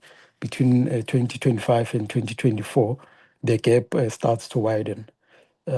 So what will support a great deal is for us as a country to explore our domestic gas fields so that we are able to meet our needs as a country. Next slide, please. Our current supply is, the bulk of it is from Mozambique. We currently consume about 180 petajoules of gas per annum. 160 of this is imported from Mozambique, and 20 is produced in Secunda. In terms of the provincial demand, we have 50 petajoule consumed or demanded in Gauteng, largely industrial customers. In Mpumalanga, 110 petajoule. This is the Sasol plant in Mpumalanga, Secunda, and Sasolburg, as well as KZN, which is responsible for 20 petajoules of the demand. The 20 petajoule in KZN is produced in Secunda, in Mpumalanga. So this is the biggest local field where gas is produced.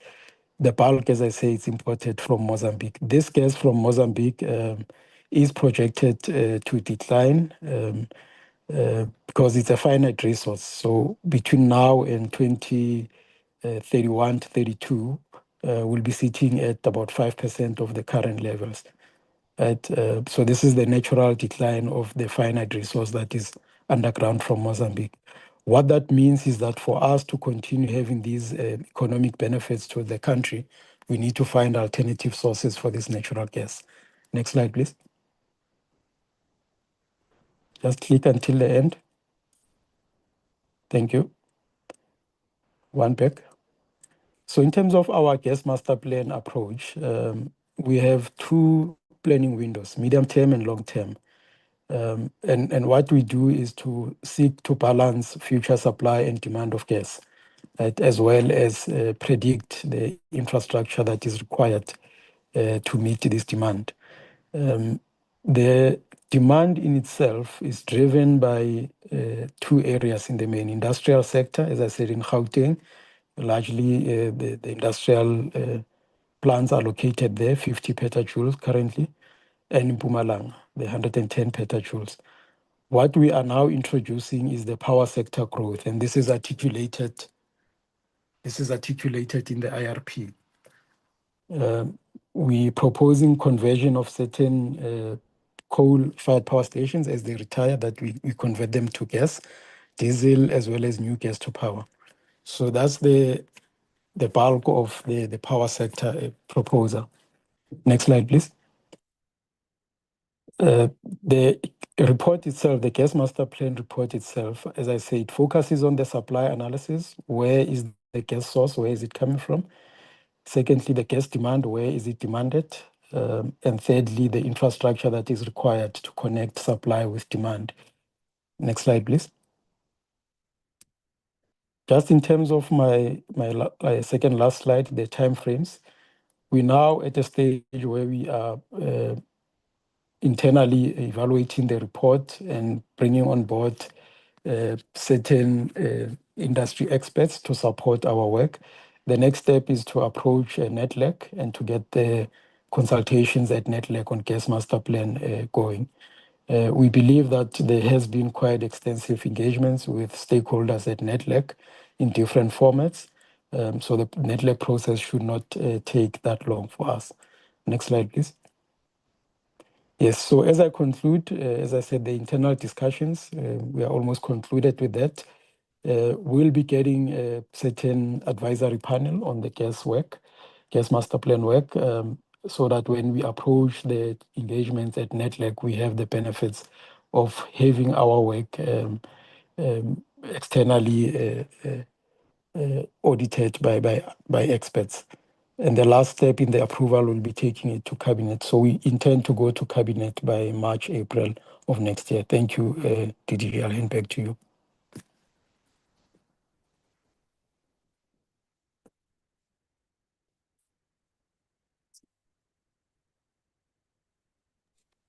Thank you, department. And DDG, is there anyone who's going to present again?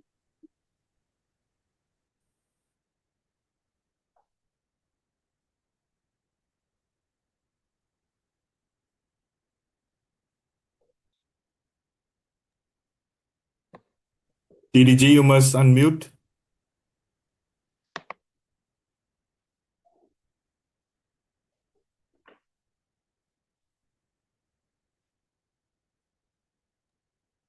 Okay, can you hear me now? Yes. Is there Yes. anyone going to I'm going present to now? wrap up in 2 minutes, okay? All right. All right, I'm just going to go quickly through the legislative program and then some key reform as well that the department is underway. So I'm going to quickly go through nuclear, electricity, and gas legislative program and then the reforms. So in terms of the Nuclear Energy Amendment Bill, the Nuclear Energy Act provides the national legislative framework for the establishment of NECSA and for the country to trade in nuclear material. The amendment bill amends the Nuclear Energy Act to address the recent nuclear industry development and regulatory gaps, to strengthen governance, enhance legal certainty, and support the national energy security objectives. The target is to obtain a NEDLAC report by the end of the financial year. And in terms of the department's progress, we are on track to submit the bill to cabinet for approval, to publish for public comments. And thereafter, in the next quarter, we will begin the NEDLAC consultations. In terms of the radioactive waste management bill, the fund bill seeks to establish a fund management of high-level radioactive waste disposal to ensure sustainable financing for the long-term management of radioactive waste in South Africa. And our target is to obtain cabinet approval and publish the radioactive waste management fund bill for public comments by the end of the financial year. And thus far, we are on track. And we're going to be conducting consultations with National Treasury and then obtain the OSCLA and the CS certification.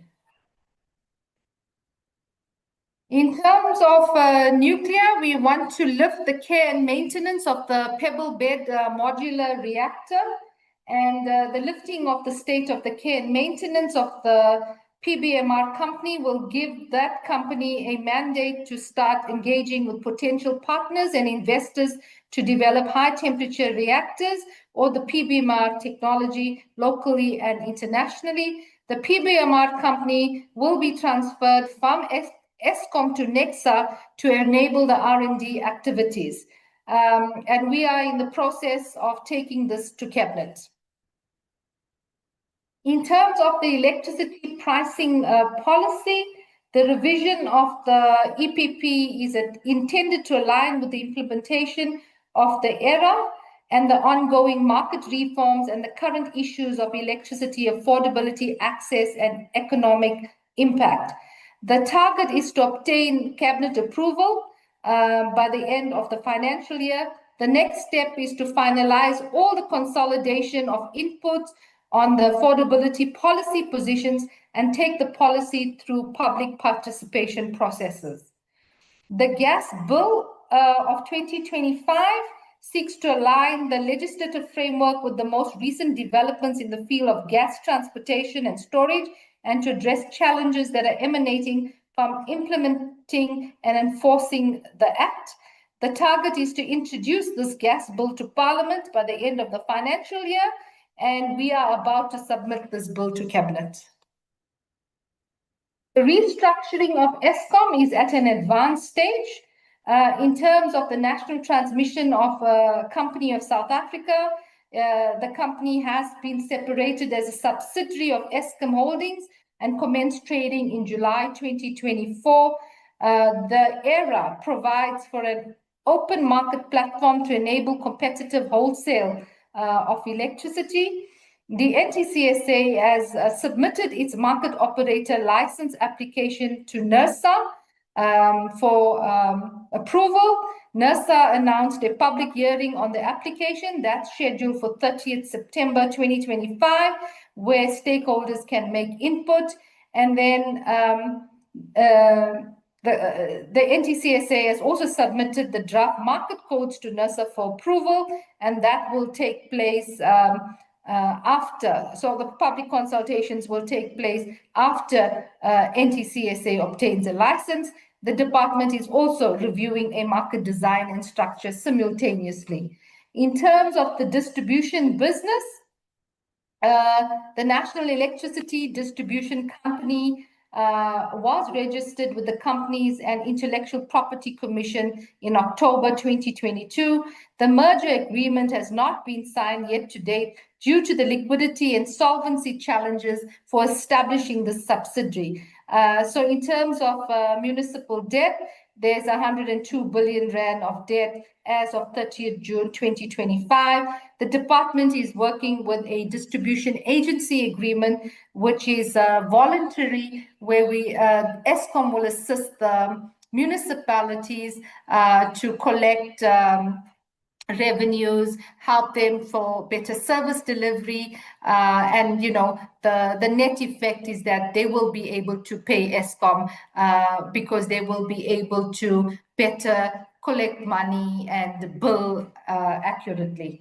There's also the municipal debt relief program, which assists municipalities as well to improve their financial sustainability, then they will be able to pay Eskom. Thank you, Chairperson, and back to you.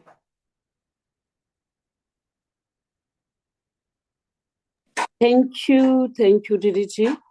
But I'm worried, Ariko, you said Me too, Chair. that Professor, Yeah, Professor Mostert, Chair. yeah, Professor Mustard requested to be excused, and I am requesting the honorable members to park all this presentation and questions, and we get into Professor Mustard and interact with Professor Mustard, and then we recuse her, and then we go back to the presentation.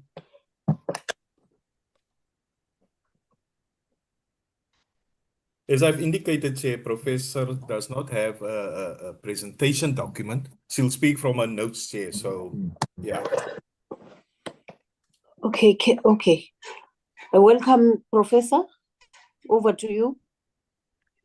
Thank you, Madam Chairperson.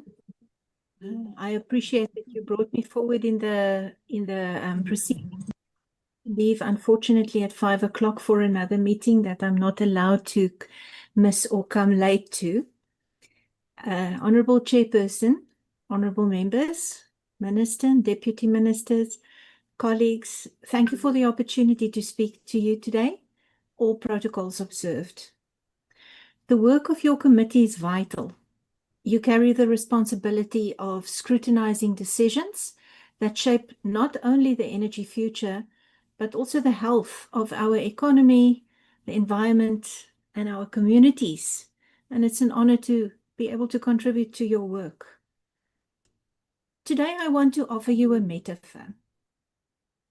South Africa's relationship with coal is not just a matter of megawatts on a grid or economic decision-making. It has the character of a dependency, an addiction. We've all had encounters with addiction or dependency, if not in ourselves, then in someone we know or love. It doesn't have to be alcohol or drugs. It can be our phones, cigarettes, caffeine, even work. And such dependencies are part of being human. The point is not to be judgmental, but to become aware of the patterns around dependency. And I think this can help in decision-making around the energy future. Addiction is when a person becomes dependent on something that ultimately causes harm. And a system, like a society, like our society, can similarly become so dependent on something that might feel like a solution, but really is a problem. Codependency is the set of relationships and structures that keep a dependency in place, sometimes by enabling, sometimes by denying, sometimes by protecting the very thing that needs to change against such change. In families, this might be a parent covering for a child or one spouse covering for another. In institutions, it can be any mechanism or process that shields the dependency from consequences and keep it in place. Anything from contracts or subsidies to planning cycles. South Africa's energy system shows both sides of this metaphor. Let us think of coal as the addictive substance. Then Eskom, its contracting partners, government, and parts of the coal value chain would have become codependents to that addiction. And they are bound together in ways that make recovery from the addiction extremely difficult and withdrawal frightening. My purpose today is very small compared to the broad layout that we've been listening to from the department, which is very impressive. All I want to do today is to show how the law can either keep us in a cycle of dependency or how it can become a structure that enables recovery from such a dependency. Our coal addiction did not come out of nowhere. South Africa built its economy on coal because it was cheap, abundant, and it could be mobilized to serve both industry and households. Eskom was created as the great provider, strong through being vertically integrated and coal-fired. And for decades, it delivered affordable power that underpinned growth. But then times and capacities changed, and those same structures that once made Eskom the backbone of development became the very structures that hold us in dependency now. Let me give you a few examples. The first is the justice deficit. Every addiction leaves harm in its wake.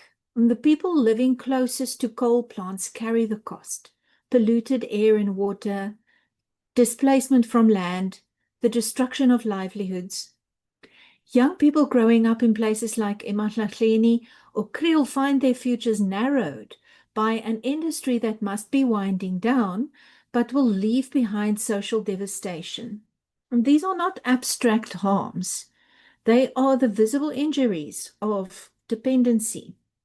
And in our context here, they are also constitutional questions. They press us on issues such as our duties to protect health, dignity, and the environment for future generations. Second example is that of institutional entanglement. Addiction rarely lives in a vacuum. It is sustained by enablers, family members, colleagues, systems, anything that protects the addict from consequences, sometimes out of loyalty, sometimes out of fear. In our case, Eskom's vertical integration, its long-term coal contracts, and the web of vested interests all act as codependents. Here's how that codependency shows up in practice. Our law now permits municipalities to procure their own electricity, but red tape, duplication of approvals, and the uncertainty of grid access make this right very onerous to exercise. These are the kind of institutional enablers that hold the dependency on coal in place. And let me stress this codependency is not Eskom alone. It is a confluence of actors, large mining houses, contract beneficiaries, financiers, as well as government that hold the system in place. Eskom becomes the visible face, but the roots of codependency run much deeper into our political economy. A third example is policy incoherence. At the heart of every addiction is denial, the belief that we can manage just one more, or it's not really a problem yet. And when it comes to coal, South Africa's policy landscape shows denial. On the one hand, the Just Energy Transition Investment Plan maps out the pathway to renewables. On the other hand, we still have an operative integrative resources plan that allocates space for new coal. That's like someone who wants to quit smoking and signs up to a recovery program but still keeps a packet of cigarettes in the cubbyhole just in case. This policy incoherence weakens trust and undermines the credibility of transition. The IRP of 2019 remains the legally binding framework. However, in December 2023, Cabinet approved a draft IRP 2023, which removes new build coal and instead emphasizes renewables, battery storage, and gas. Follow-up reviews, such as the one we've just heard of from 2024 and 2025, are still in draft stages. The emergence of the IRP of 2023 signals a significant policy shift and one we must now lock into law. Yet, until that draft is formally adopted and given legal effect, the 2019 IRP remains the binding framework, keeping us in a state of policy incoherence. South Africa is not unique in its struggle.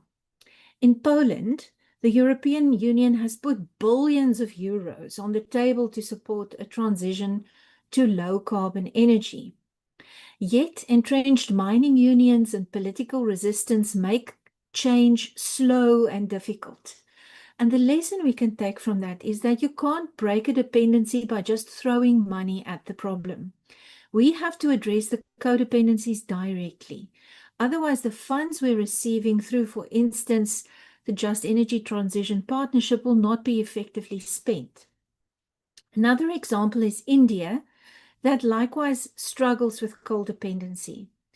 Coal remains central to national development because lifting millions out of energy poverty is still an urgent priority in India. Yet, alongside this, the law has opened pathways for decentralized renewal projects at village and state level. The contradiction is striking. Dependence on coal is publicly acknowledged as necessary, while at the same time legal frameworks are quietly creating space for alternatives, just as we've heard from our representatives today. This is denial in a systemic form, saying we cannot quit yet, while also making contingency plans. But it shows us that denial does not have to mean paralysis. And with the right legal interventions, even inside a dependency, doors can be opened for change. And I want to honor the work that the department has been doing to achieve exactly that. The experiences of Poland and India offer us mirrors to our own struggles. We are not uniquely behind, but these experiences also carry a warning. Unless we shift faster, we risk being locked out of the opportunities presented by the global transition. As lawmakers, honorables, you must surely be wondering how you fit into the metaphor of the coal addiction and its codependencies. I'm a law professor, but I'm also a systems coach, and I therefore often think about how healing happens in groups and institutions. And I know that technical fixes will only get you some part of the way. The real hard work is about changing relationships. It's about recreating trust.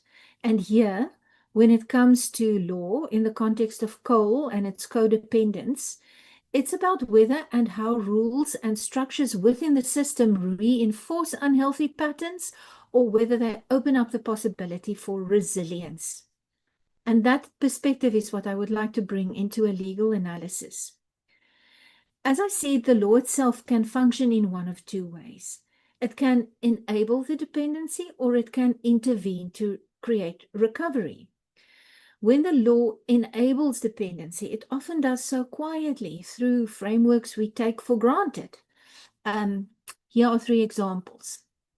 The first one is outdated planning cycles like the IRP that I've mentioned that still leave room for new coal. Another example might be long-term contracts that shield incumbent beneficiaries from competition and thus keep old habits alive. A third example might be institutional structures like a vertically integrated ESCOM that make it difficult for new entrants to gain a foothold. Each of these examples is the legal equivalent of enabling behavior in a family struggling with addiction, covering for the addict, making excuses, or smoothing over the consequences so that the underlying pattern never changes. And these measures may be well-intentioned. Our system's hesitance to embrace the energy transition fully is designed to protect jobs and stabilize supply.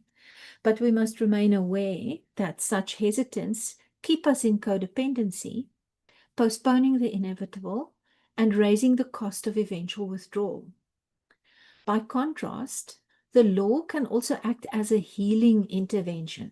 If you were to let the law function in this way, it would not look away from the problem or perpetuate policy incoherence or institutional entanglement.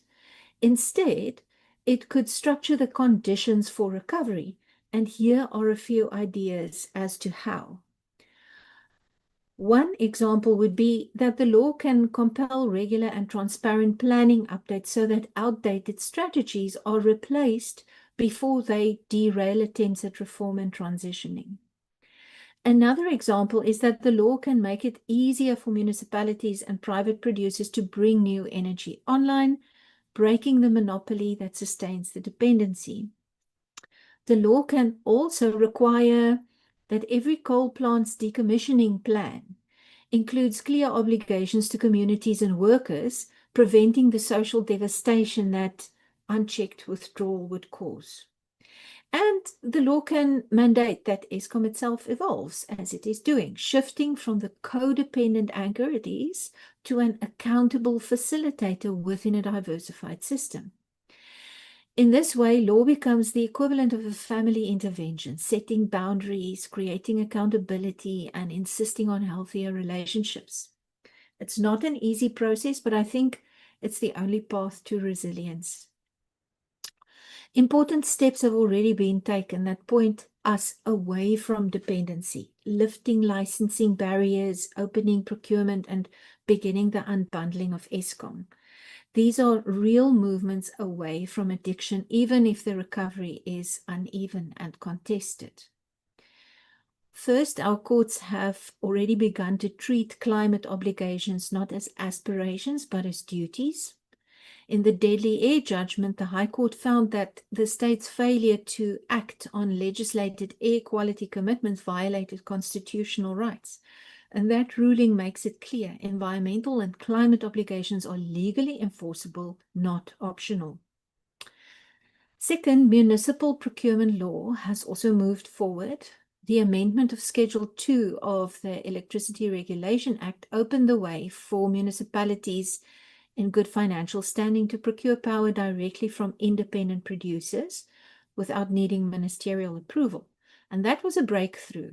It shifted municipalities from passive buyers of Eskom power to potentially active participants in generation. But the breakthrough remains incomplete. Municipalities still face uncertainty about grid connection, wheeling charges, and how their procurement aligns with the still outdated Integrated Resources Plan. Third, the Just Energy Transition Investment Plan is a bold national vision for decarbonization that has attracted international finance and momentum, but it remains a policy document. Its targets are not yet legally binding. However, the Climate Change Act of 2024 has introduced statutory carbon budgets and sectoral obligations, offering the opportunity to integrate JET IP ambitions into the enforceable pathways. Despite these pockets of recovery, our system still has some vulnerabilities. For one, our planning law is still anchored in the 2019 IRP, which makes space for new coal in direct contribution to the JET IP. And then Eskom's restructuring, which is formally on the table through the ERA, remains contested and uncertain in its implementation. And also our transition promises, the social protections, the job pathways, the rehabilitation measures, they are not yet binding in statute. Until they are, they risk becoming rhetoric rather than enforceable obligations. And that brings me to 4 strategic priorities I believe Parliament can champion. These are fixing the plan, freeing the municipalities, protecting the people, and redefining Eskom's role. The first is fixing the plan. We need to make it a legal requirement that the IRP is updated regularly and aligned with South Africa's climate commitments and the JET IP.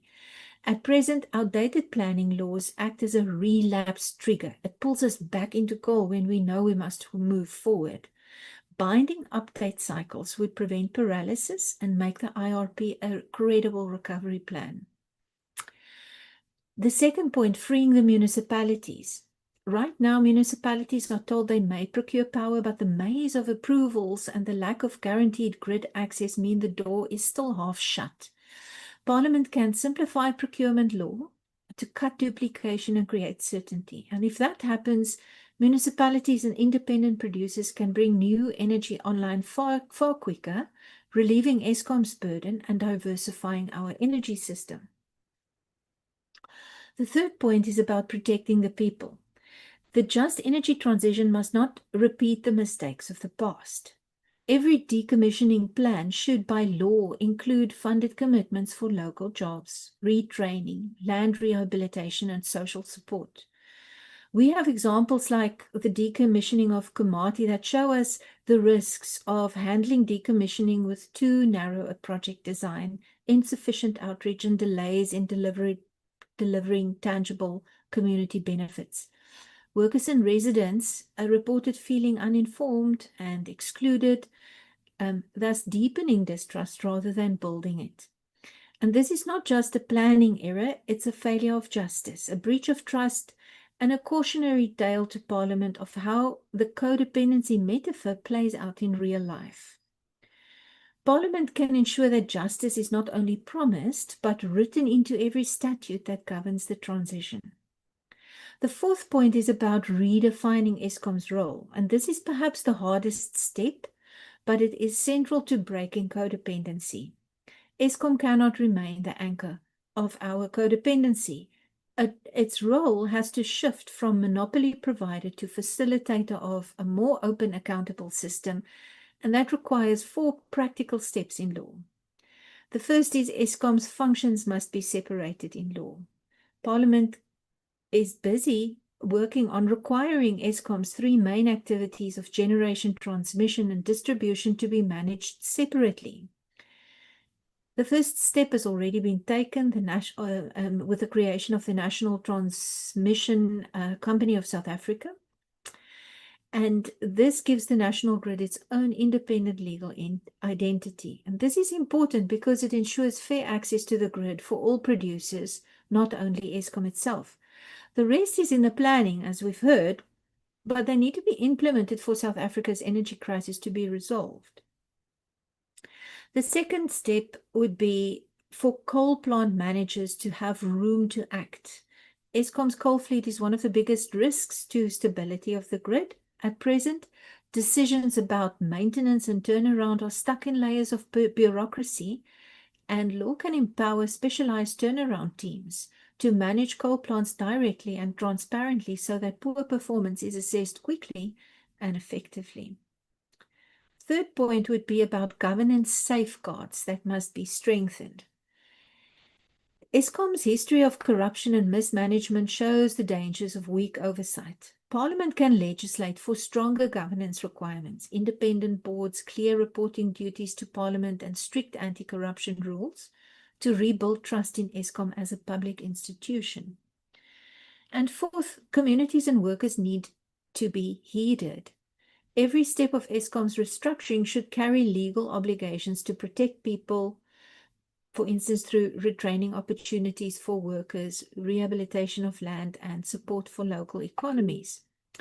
Without this, the transition risks repeating past injustices. With it, Eskom can become a partner in recovery rather than a symbol of decline. This is where scholarship has been clear. Unbundling alone is not enough. The governance crisis must be addressed, the justice dimension must be embedded, and the public interest mandate must be safeguarded. Only then does Eskom's role truly change from codependent anchor to accountable facilitator. In closing, honorable members, breaking free from dependency is never easy. Withdrawal is painful, the risks feel overwhelming, but recovery is possible, and it can restore dignity, sovereignty, and resilience. You hold the law in your hands. It can prolong dependency, or it can structure recovery. The 4 priorities I've outlined, fixing the plan, freeing the municipalities, protecting the people, and redefining Eskom, they are not abstract ideals. They are specific levers Parliament can use to move the system from crisis to resilience. In closing, allow me to draw your attention to 2 organizations of which I'm a part, which you can draw on in fulfilling your important functions. At the SACHI Chair for Mineral and Energy Resources Law in Africa at UCT, we are ready to serve as an independent scholarly partner, bringing comparative evidence, legal analysis, and academic independence to support your work. And through the newly constituted Energy Law Association of South Africa, which brings together a broad array of members from across the legal profession, as well as interdisciplinary partners, we are building a community of expertise that is also ready to be of service to Parliament. Please do call on us. We stand ready to assist this committee whenever you need support. The choice before you is not only about energy, it's about the integrity of democracy and the futures of those who come after us.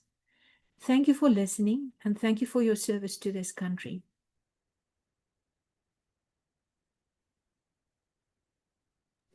Thank you, Professor. Honorable members, can we interact first with the one of the presentation of Professor Mostert? She requested to be excused because she's having a meeting.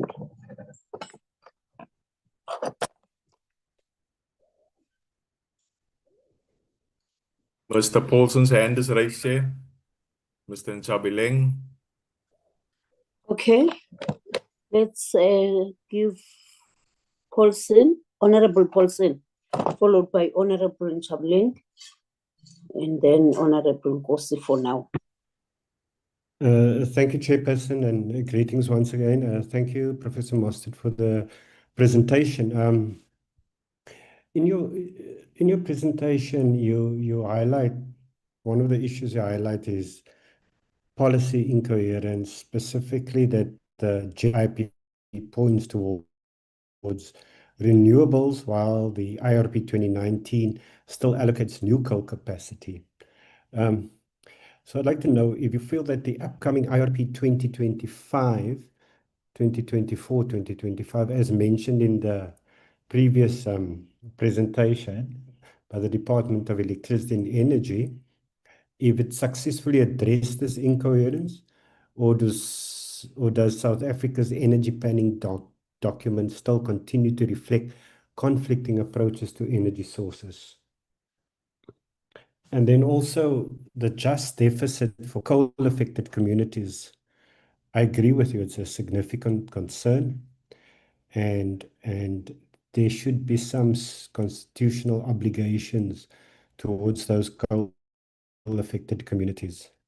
So how effectively can the proposed strategic priorities, which is updating the planning law, strengthening municipal procurement, embedding just transition obligations in statute, and redefining Eskom's role, how can these directly address and rectify the historical and ongoing harms experienced by those communities? And then the other issue you raised was amendments to the Electricity Regulation Act that allow municipalities to procure the electricity.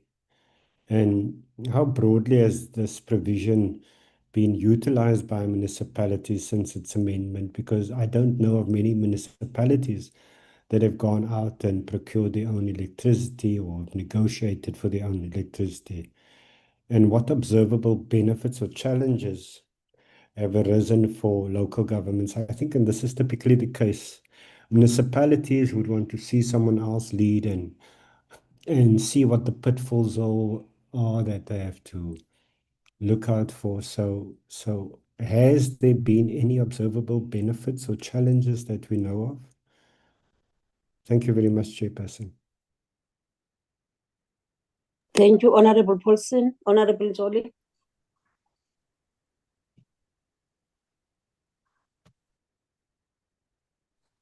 Chair, thank you so much, and thanks for the presentations that preceded as well as the Prof's presentation. More than anything, I think one is to go back. I'm quite troubled by the framing of the Prof's theme around addiction, particularly to the coal concept, which is really strange, because if it wasn't for this particular addiction that the Prof frames of coal, South Africa would be in the dark days. We would not have this level of development that we enjoy today, as well as the fact that it has cushioned quite a lot of millions and millions of lives that have depended on the particular resource, which is electricity. The outcome of production of energy, it depends. We could have gone nuclear and full-scale nuclear. South Africa would not have had any of the issues. And when we attempted to do the nuclear program, where there were no carbon issues, as well as a negative carbon environment, there was another, geopolitical strategic, almost interference on South Africa's sovereignty on the energy trajectory that we needed to choose. Now that we say that, yes, we are embracing transition and we're making this transition work, now there's a barrage of views, and I think the Prof is as a stakeholder driving a similar view at a barrage level that says that South Africa needs to bury its concept of self-sustainability as well as self-independence on energy sovereignty. Instead, it has to focus on the imposed transition agenda that does not even take into consideration why South Africa reached the levels of utilizing coal as a resource for electricity production. We had no any other choice previously, and I'm including this with regards to the apartheid nationalist government that saw the resource and said, within the concept of what was available, because if you go back to the electricity regulation, electricity bill or electricity law that was created during the time when they started ESCOM, you would see the ambitions were very clear. Use the most cheapest resource available that is naturally locally available in South Africa and take that resource and produce electricity so that they can propel economic transformation and production of economic scale matching industrial worlds. So there is a history to this so-called frame dependency on coal. And it worked for the nationalists, and it worked for the white community and society to enjoy what has now been regarded as the exclusively one single developed community in the world, which is the white South Africans who benefited from that transformation. Black people didn't get much of it because electricity was unavailable and inaccessible. Now it comes in 30 years later. We're saying that we're trying as South Africa to diversify, to make sure that we can use what we have, to make sure we balance the level of economic transformation. Now there comes an attack to say there should not be any venturing into a coal, even coal-related interest for South Africans, which means we suffered during apartheid. We could not use or benefit from coal as a resource. Now in the new democracy where we are currently in power, we still are suffering because there is the international interest, there is the geopolitical interest, and there's the global community that is currently against the utilization of coal. And the Prof has succinctly almost specified it, that breaking the country's capability to produce electricity is the prime importance, which means the poor will get poorer. The poor will get highly affected over a period of time. And then we come back to the question of saying, then how do we serve our people in the absence of coal? We know very well, and the beauty part of it is, some of us in the committee, by God's grace, we were endowed with the knowledge and the expertise of the electricity sector, because electricity itself is an outcome. Whether you use coal, you use gas, you use nuclear, you use fossil fuels, you are using alternatives in terms of wind or solar, the outcome of it is you want to produce energy and electricity. And the best outcome is that energy or electricity should be transmissible to reach the end user. The current science we're sitting with right now says that South Africa has no capability, not even just South Africa. The current transition trajectory cannot carry the economic development we need as South Africa going forward. So when we talk about this dependency syndrome, this almost Alcoholic Anonymous definition of South Africa's reliance totally on coal, to the point where if we leave this, it means we have broken down almost the foundation of what made South Africa become what it is. Yes, it's still around 70%, 80%, 70% of reliance on coal. And over a period of time, it has been declining because there has been mechanisms. But the transition cannot be only about attacking coal, not addressing the transition challenges.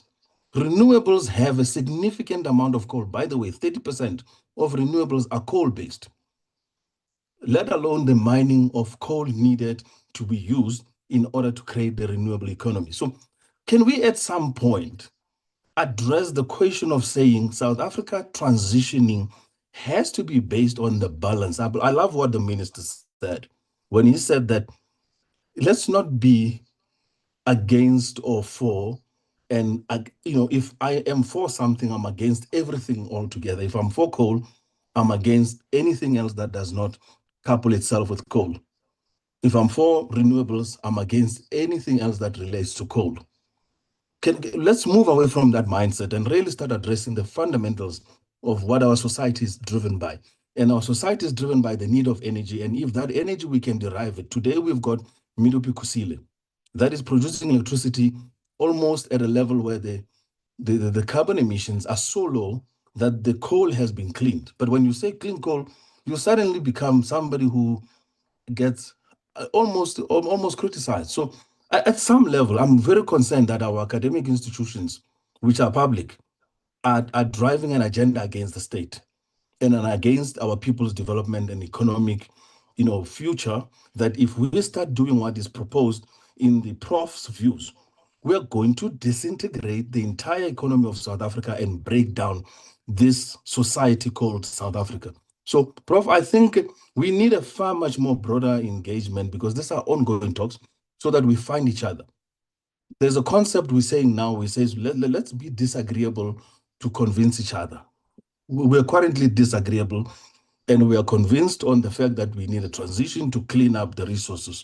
Coal, to clean up gas, to make sure the environment is attended to, the question of the environment.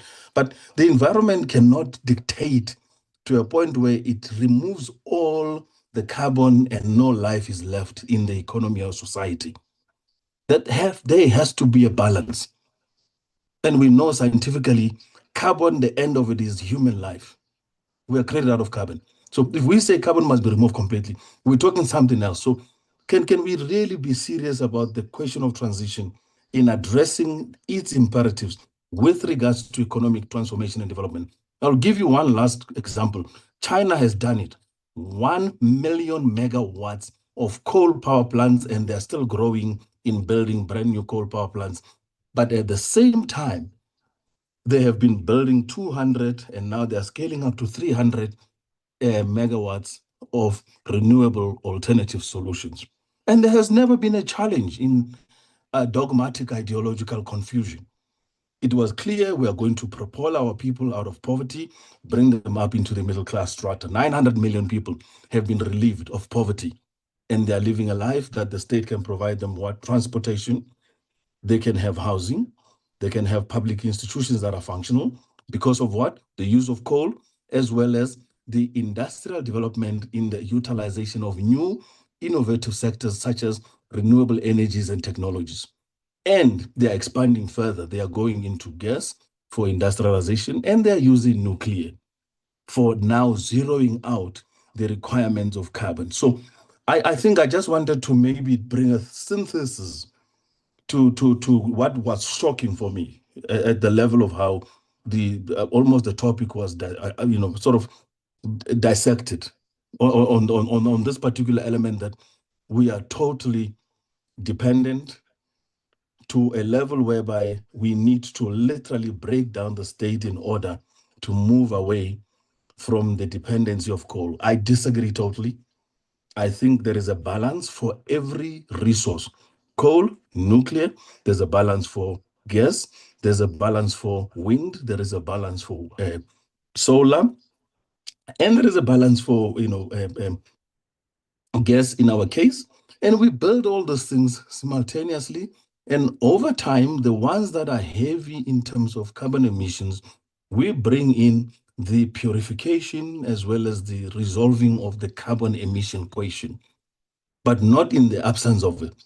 And the concept of saying we must now move Eskom out of its role as a state apparatus of dominating the electricity sector, that alone will be the death knell of South Africa's economy. The poor are the most poorest. How poorer will they become when Eskom no longer protects them and shield them with regards to producing the most cheapest electricity still today, even though it is expensive in comparison to the last 10 years, still cheapest. How will the poor be affected? So I think let's get to that point. The addiction part of it, we get it, everywhere in the world. If coal is addictive, then China should not be existing. If coal is addictive, Europe as well as the Americas should not be existing. it cannot be a problem for Africa only, and particularly South Africa. And I want to just close out with that submission to say, please, Prof, can you maybe go back and maybe let's have further engagements to reevaluate how we can engage on the question of transition without burdening the element of literally destroying our sovereignty as a state? That is my question. And I build it up so that maybe you can understand the reasoning behind it. Thank you so much, and we appreciate the presentation. Honorable Ngosi.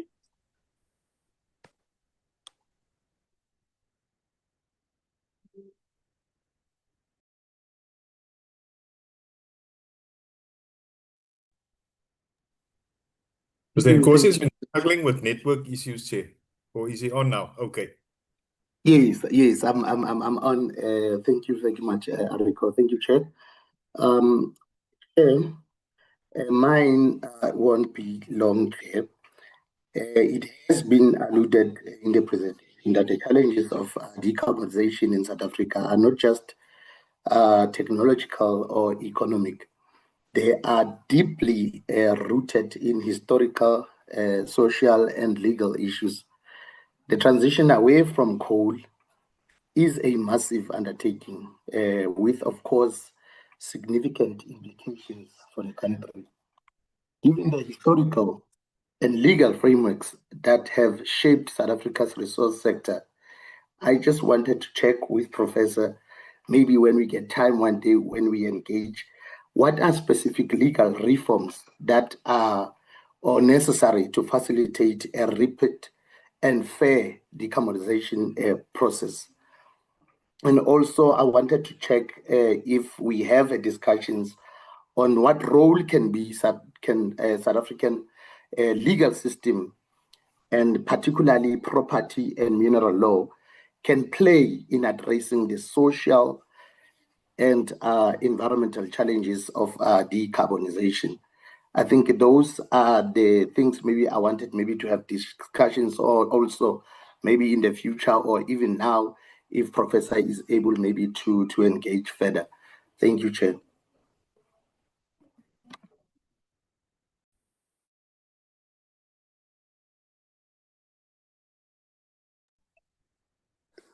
Thank you, honorable members. Professor? Thank you, Madam. Yes, can you? Madam Chairperson, I'm going to the try. last word. Yes, I'm going to try to be very brief because I have to leave shortly. Thank you very much for rigorous engagement. That is always appreciated. Around the IRP and whether the new plans are still conflicting, I was very heartened to hear the presentation from the department and the extent to which they are seriously engaging with alternatives to create a broader energy mix. I would want to take a more careful look at the draft, especially around questions around nuclear and expanding gas and delays in coal retirement. But it will require some thinking of me before I can answer in a meaningful way. Around the benefits for municipal procurement, there are some municipalities who are using it, Cape Town, eThekwini, and the benefits are really around landing new capacity faster than the central programs can and reducing local load shedding exposure. Also private capital mobilization. But there are also still challenges around grid access, alignment with national planning, and the like. And so I guess the use is growing. the headaches are still there, project approvals, IRP alignment, and Parliament can help by codifying clear grid access rules and regular IRP updates so that municipalities can move at pace. Around the frame dependency for coal, Honourable Member, I'm sorry that it shocked you. I think with healthy discourse, appreciating healthy discourse, sometimes we have to look at the opposing views first before we can find the middle ground. And you are creating this opportunity for conversation. It's very interesting to look at the comparative examples, especially of Poland and India. In Poland, Poland's connectedness to coal is embedded in its national identity, very much like South Africa's is. And so there's a very interesting parallel there that can be explored. And I would love to be able to do some more work around this for you. Whether it's going to disintegrate society, I'm not so sure about that. You have mentioned decisions made in China about commitments not only to coal but also to renewables, and with the specific purpose of lifting people out of poverty. And I think that is also an example that is worth pursuing. China's political situation and organization looks very different from ours. I wonder to what extent that plays a role in decisions being made there. But the commitment to the people, I think, is central to any decisions going forward. And that to bring me to the third question around what are the specific legal reforms. I think any legal reform must put people at the heart of the reform. And for that reason, a rapid decarbonization in South Africa is probably unlikely and not advisable. We stand to lose too many people from the workforce, and retraining, reskilling, and finding soft landing places for communities, for families, that's going to be very important. And I believe that the committee and the lawmaker is really applying its mind very carefully, and I would like to honor you for that. And thank you again for letting me speak. Okay, thank you very much, Professor. You can be released then. Then can honorable members get into the discussion of the department? And then thank you very much, Professor. You've made our day. And if there is anything left behind, and we will communicate with you as such. Thanks, take care. You are excused. Honorable member, let's get into the department's, Honorable Maile. Thank you, Chairperson, and thank you to the department for the presentations. Chairperson, while these documents are filled with plans and global trends, the reality is that our people, South Africans, are tired of presentations. They really want action that keeps the lights on and brings the cost of living down and creates jobs.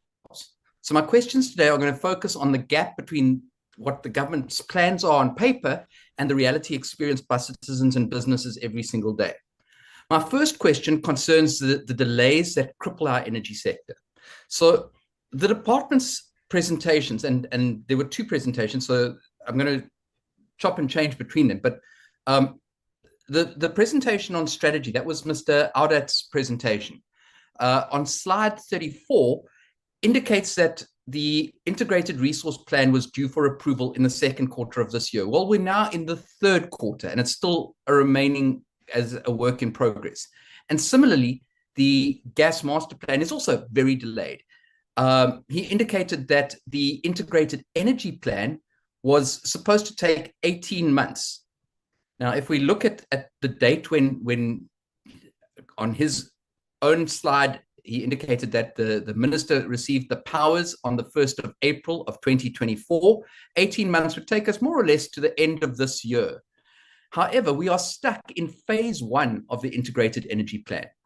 So my question is this: how can this parliament and the people of South Africa have any confidence in the timelines for new generation or transmission projects when the very master plans that are meant to guide this investment are themselves years behind schedule? What are the concrete non-negotiable deadlines for the final promulgation of the IEP, the IRP, and the GMP? I want to know specific dates. When can we as Parliament expect to have those promulgated in a government gazette? And what are the consequences for failing to meet them? Then the presentation highlights the grid crisis, particularly in the Cape provinces, where there is zero capacity to connect new renewable projects. That was on slide 11. And you present the independent transmission projects program as the silver bullet. Now, my concern, and I've raised this before, is that the plan is to build 14,500 kilometers of transmission lines in a decade. That's very ambitious, given that Eskom only managed 4,300 kilometers in the previous decade.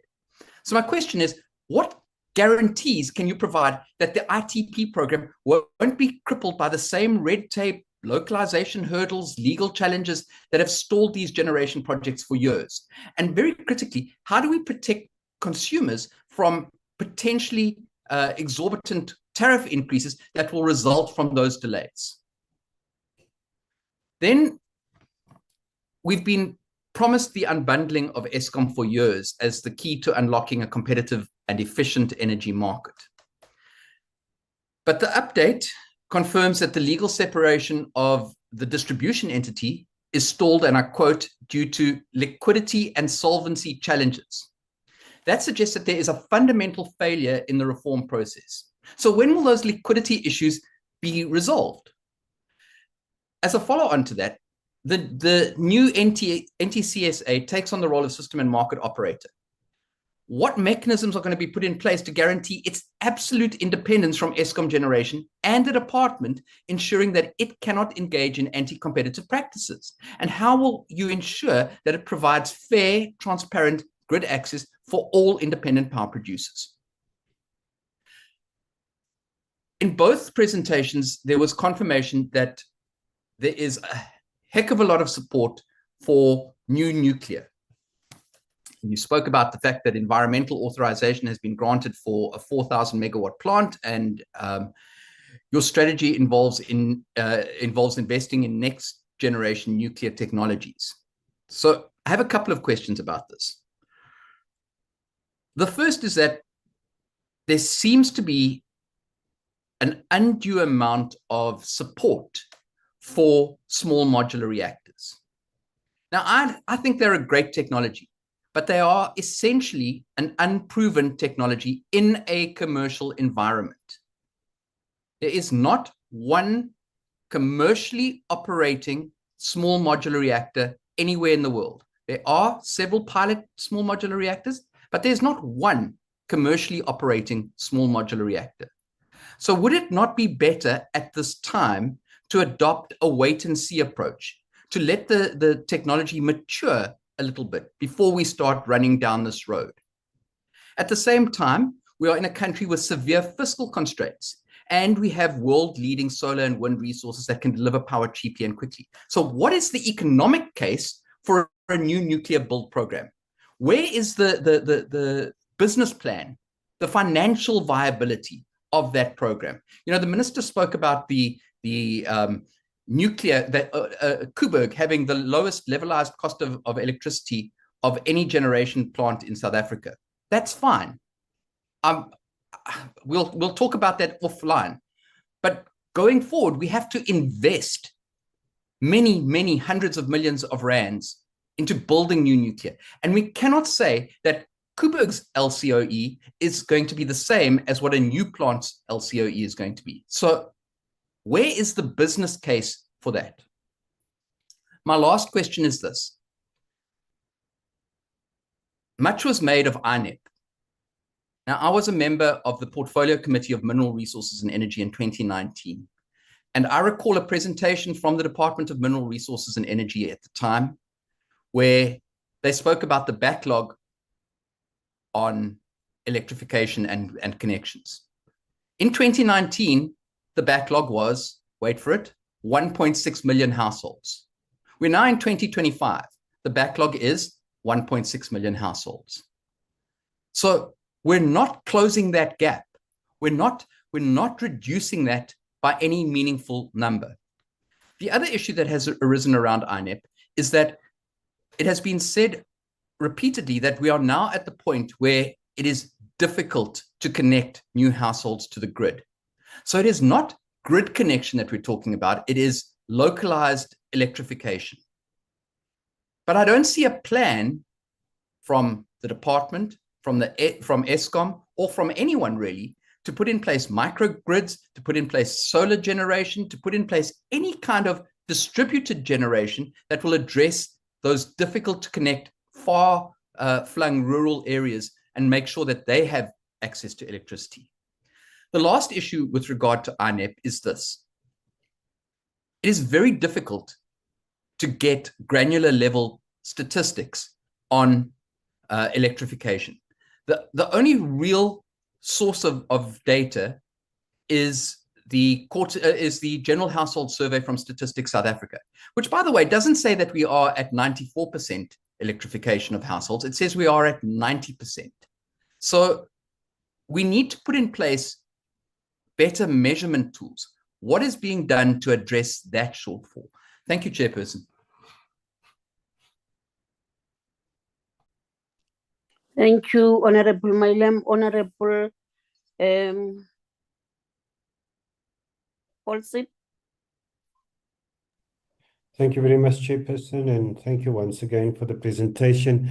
Chairperson, in its presentation, the Department of Electricity and Energy note the conventional energy revival globally in short to medium term.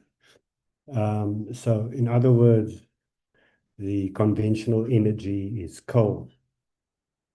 So how does the Department of Electricity and Energy plan to navigate this global trend to ensure South Africa's energy security while remaining committed to its long-term decarbonization goals and the just energy transition?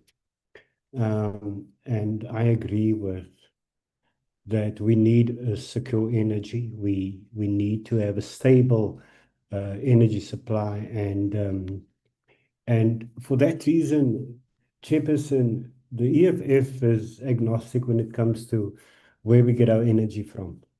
What is important to us is energy must be accessible to everyone, and it must be stable. It must not be expensive. And also it must drive industrial development of the country, or re-industrialization of the country. So that being said, Eskom's president, or the Department of Electricity and Energy, their presentation also state that the pace of decarbonization is not rapid enough to meet global climate goals. So given the fact that the rest of the world is going to conventional energy sources, we have an abundance of coal. So what specific measurable actions is the department implementing or planning to accelerate decarbonization within South Africa beyond its current projections, especially considering the continued reliance on coal and gas as transition fuels? And as said, Chairperson, the emissions of coal has drastically been reduced with the use of technology, green coal technology. And then also, one of the constraints that the department highlighted was the grid connection capacity. So what is the department strategy and timeline for upgrading and expanding the transmission grid to alleviate these constraints and enable the planned increase in renewable capacity. Then on the second presentation, Chairperson,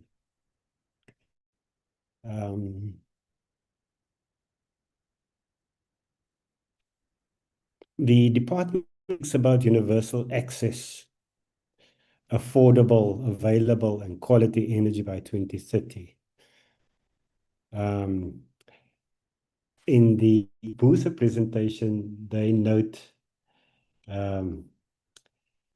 challenge on rising and unpredictable energy costs, and that is, I think, very relevant. A rising and unpredictable electricity costs. So electricity may be, we may not have load shedding. We can roll out electricity to everyone, but it becomes unaffordable, especially to those citizens gaining access through the INEP.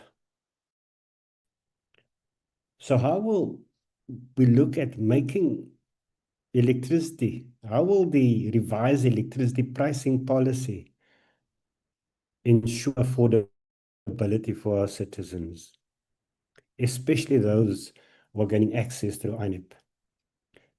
Thank you very much, Chairperson.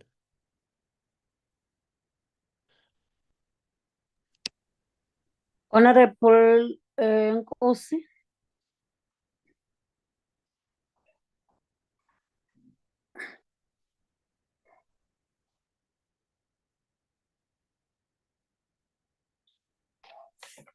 Okay, let's go to Honorable Trin.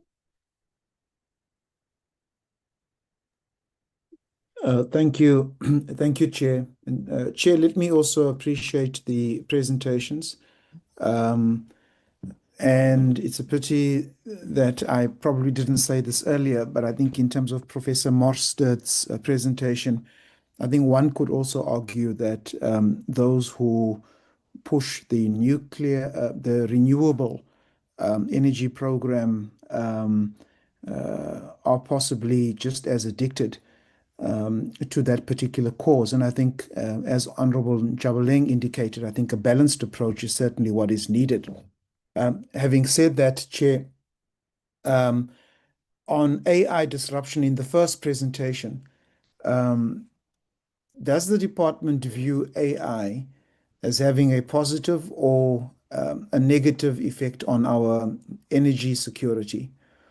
Then secondly, much was made, there was a lot of fanfare around the solar power microgrids, and in particular, these being deployed within the rural areas. What is the status on that? How many, if any, have already been deployed into or set up in the rural areas? So if we could maybe just get some feedback in terms of the status of those microgrids. Then, Chair, one of the major banks, South African banks, predicted an electricity cliff, let alone a gas cliff, in the outlying years. And the concern was particularly around our transmission capacity. And I know that there was, within the slides, there was, a process that was given in terms of how we're dealing with that. But I may have missed just the implementation. And I know that there's, we're in the project proposals and stages, and identifying, who the projects would actually be finally given to and who would it go to. But what is the proposed implementation date, that where we would actually have boots on the ground, transmission grids, that 14,000 kilometer transmission lines being actually going up across the country? What is the planned start date and end date for that? Then also noting our commitment to a mixed use energy generation framework. as well as a commitment to take care of our environment. And there are those who say that, you know, clean coal technology is not efficient, it's not effective. That there are some members also on the committee who believe that we haven't reached the minimum standards in terms of the environmental standards as set within our legislative framework. What is the department's response to the use of our of clean coal technology in all of our power stations, coal power stations? Then, Chair, just a concern. In one of the presentations, also there was a focus on green hydrogen. But I noticed that in many of our sister departments, I sit on Department of Trade and Industry, and in our workshop on Tuesday, there was talk within DTIC on the development of green hydrogen. And I know that's, you know, the minerals and petroleum is speaking about it, and possibly forestries and fisheries and so on. So there's a lot of sister departments that are engaged in the development of the green hydrogen. So my question here is, you know, what is the coordination? What type of coordination is taking place in order to prevent overlapping in terms of legislation as well as development on the green hydrogen development? Then with some 8 gigawatts expected to be lost, I think this was on the second presentation, some 8 gigawatts that is expected to be lost with the decommissioning of power plants, if that goes ahead by 2030. Is the department confident, number one, that the mistakes that were made at Komati would not be repeated? And number two, is there sufficient capacity to ensure that the amount of gigawatts lost by the decommissioning of those power stations, should they go ahead, can they be replaced, and will they be replaced by another source of electricity generation besides coal? And then if the minister is still here, I read an article where the minister committed to, I think Honorable Paulson touched on this, the minister committed to looking at the unaffordability, the state of the unaffordability of electricity, the cost of electricity for most South Africans who have to pay for it. They're not getting free electricity, they're having to pay. And for most South Africans, it's becoming unaffordable. And so could the minister just speak to us about, if he's still with us, about the plan, the how and the when he plans to reduce the cost of electricity in South Africa? Thank you, Chair. Thank you, Honorable Papti. Thank you, Chair. Can you hear me? Yes, we hear you. Thank you, Chair. Chair, I would just start off to say that I found the coal addiction analogy fascinating and quite illuminating. And it does overlap to some extent with what we saw in what was discussed by the department. But coming to what the department presented to us, the first point I want to make is the pricing policy. Affordability, which has become a serious problem for our economy and our people. And one is to ask the question, does the current model accurately reflect the cost of supply? And if that is so, how does one explain these escalations that are so high above CPI? And there's a question there that there's a gap there that we just can't seem to get our heads around as to why electricity should be rising at the rate it is, but everything else isn't. So certainly around the pricing policy, we need to see action and movement and deliberation finalization of that, I think, is a precursor to everything else because it is so fundamental. And then coming to the analogy that was used, and I want to pick up on two areas. That's the first one is municipalities. And for me, the elephant in the room with municipalities and the municipal debt is municipal dysfunction. And I'm not convinced, without seeing particular case studies, that municipal debt is a function of municipalities not collecting revenue. Are they really making the effort? And I think there has to be a deeper dive into why they're not collecting revenue. And is it that the INEP and the distribution agency agreements are the solution to that dysfunction? And I'm not sure about that. And I do think the department needs to explore that with us a little further, because if the dysfunction is more related to the municipality itself and not to the electrical service, then there's a problem that we can't directly deal with in this portfolio, but which has to be addressed if we want to be able to put that one to bed. And then there's the third one, and that's Eskom's future role after unbundling. And my concern around independence of our new market and the systems operator. What is perceived as Eskom's future role? And I refer specifically to a comment I picked up on slide number 31. Eskom will be the national power champion. And in light of Eskom's current position and what we've seen over these past 10 years as to how Eskom has functioned and what it's done to electricity prices and to energy security, is that a rational statement to be making? I'm not so sure it is. In fact, I don't think it is. How does Eskom become the facilitator of breaking the dependency cycle when it's part possibly of the same problem? So that's the question I put forward, and that I'd like the department to try and answer. Thank you, Chair. Honorable Ngosi, are you around? Chair, am I better now, Chair? Okay, over to you. You are the last person. Chair, I had to move out of the PCO piece to drive so that I can get a clear network.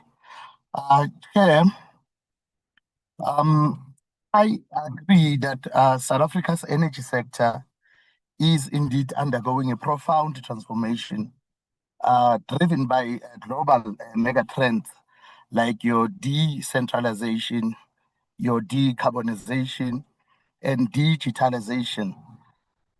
Chair, these trends present both the significant opportunities and complex challenges, particularly as the country seeks to move away from its historical dependence on coal and address the climate change challenges and energy crisis. A key observation, Chair, is the shift from the state-dominated energy landscape to one that actively involves the private sector and prioritizes renewable energy. The pace of change is encouraging. The transition is also not without its issues, Chair. The unbundling of Eskom into generation, transmission, and distribution entities is a key policy, but the process, Chair, it has been slow and complex. My concern is on the equity, Chair, of this transition, as the high-income households and businesses are more easily able to afford solar and batteries, potentially leaving the lower-income communities behind. So, Chair, I wanted to check, my question would be, how can the department ensure equitable access to decentralized energy solutions for all South Africans, including those in rural and low-income areas? What are the business models maybe and regulatory frameworks needed to manage a fragmented grid with multiple producers? Chair, also on the decarbonization as a process of reducing carbon emissions, primarily by shifting away from fossil fuels to renewable energy sources. It's crucial. It's a very crucial mega trend as well for South Africa, which is the 15th largest emitter of carbon dioxide globally due to its reliance on coal for over 80% of its electricity generation. I wanted to check, Chair, my question will be, can South Africa leverage its mineral resources like your platinum to become a global leader in the green hydrogen production? Also, the Department of Energy and Electricity's vision on the 2024 to 2029 period centers on the comprehensive energy transformation aimed at achieving the energy security, economic development, and social equity. And the vision presents a clear and ambitious roadmap for South Africa's energy sector. But while the targets are very much ambitious, the feasibility of their implementation within the given time frame is my major concern, Chair. Judging from the past delays in the large-scale projects and your regulatory hurdles, that could also hinder the progress. Chair, also the delay in finalizing the key policy documents, such as the gas master plan and the integrated resource plan, also poses significant risk to the coordinated and effective execution of this vision. And Chair, remember the vision success will be also not be measured by just a megawatts generated, but by how effective it addresses the livelihoods of those in affection or affected communities, and to ensure they are truly inclusive in the transition as well. The energy transition is a complex process with diverse stakeholders, including the labor unions and environmental groups and communities as well. So, Chair, my question is, beyond the electricity generation, how is the department addressing the energy needs of other sectors, such as your transportation and industrial heating, to ensure comprehensive and sustainable energy transition? Thank you, Chair. Those are the comments and questions I have. Thank you. Thank you very much, honorable members. Can I refer the questions and also comments to the department? Chair, with your permission, I would want to go first.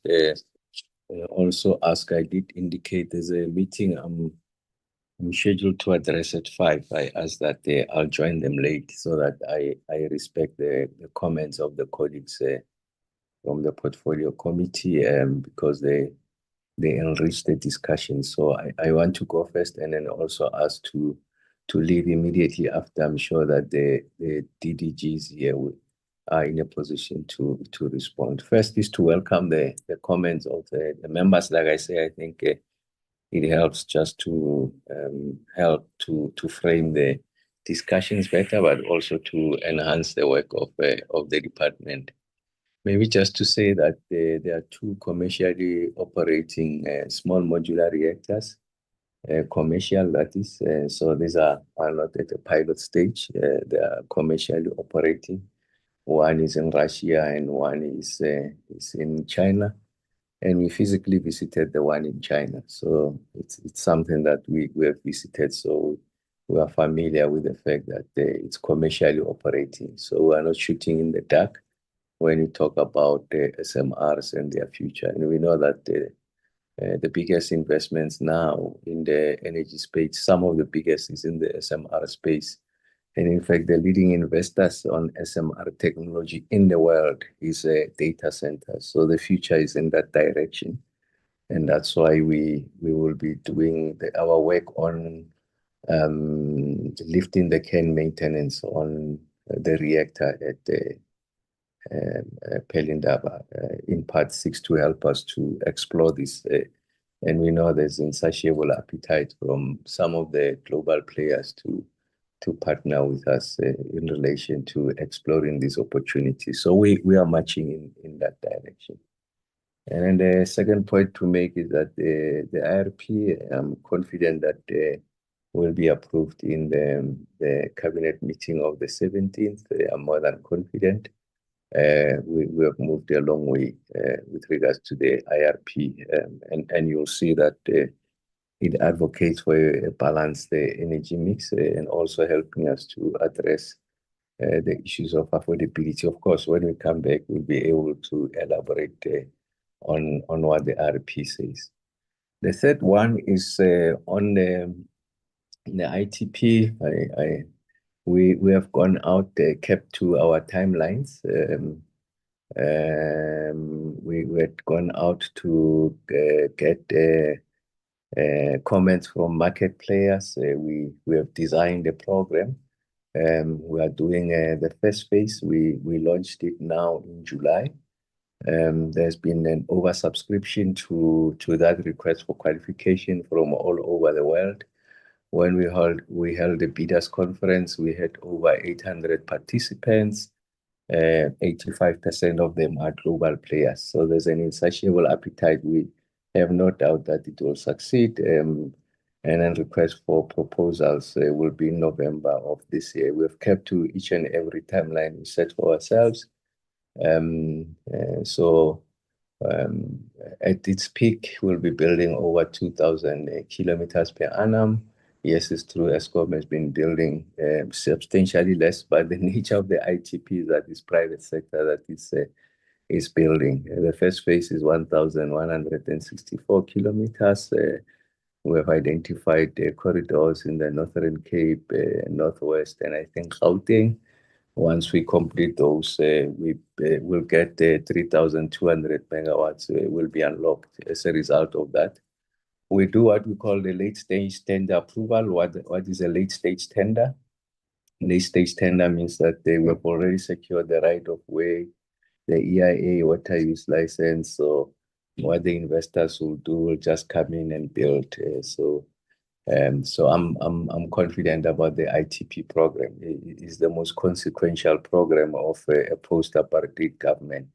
440 billion rands, 14,000 kilometers. And then one of the conversations we must have, on the issues around renewables.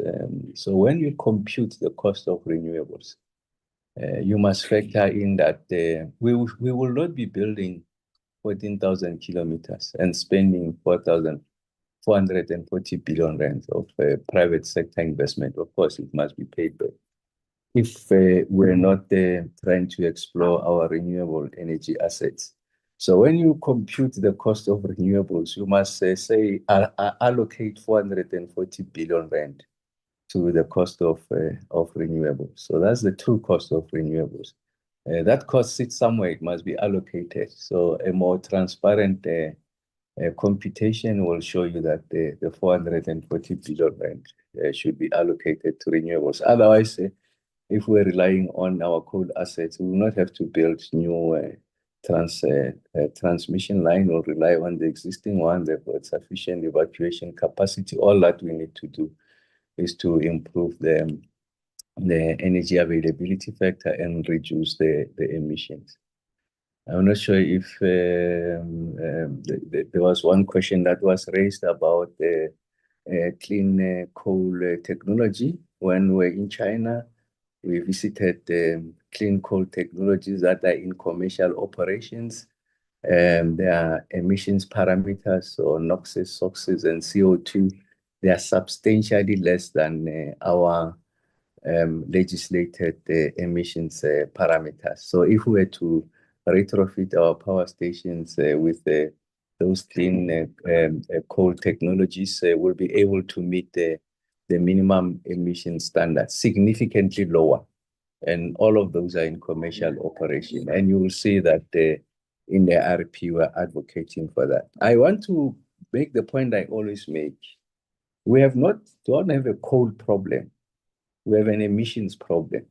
Our enemy is not coal. Our enemy is emissions. And I keep on repeating to this platform. Science has resolved that problem. So you need to go to the Chinese, the Indians, the Saudis. No, not the Saudis are not there. the Indians, the Russians, and the Chinese. They've resolved that problem. It's in commercial operation, even the CSIR and what Minister Mantashe is doing with the Council for Geoscience. Those ones are still at the level of experimentation, but the clean coal storage and utilization is in operation all over the world. And that's why and it's effective. Like I said, the parameters come down. There was a question with regards to green hydrogen, a valid question. I want to say that I have an interministerial committee, and I think the point made is a valid one to say that there must not be overlap, overreach. So we are resolving that question. Science and technology resolves the science. Minister Mantashe is upstream of that. So when the minerals that are required for electrolyzers, and then we are downstream. We are both midstream and downstream for value addition and application. So we are coordinating all of that. So I really want to say to members that is something that we are resolving. And then INEP, DTG Thabo will share with you in detail. Cabinet approved it yesterday.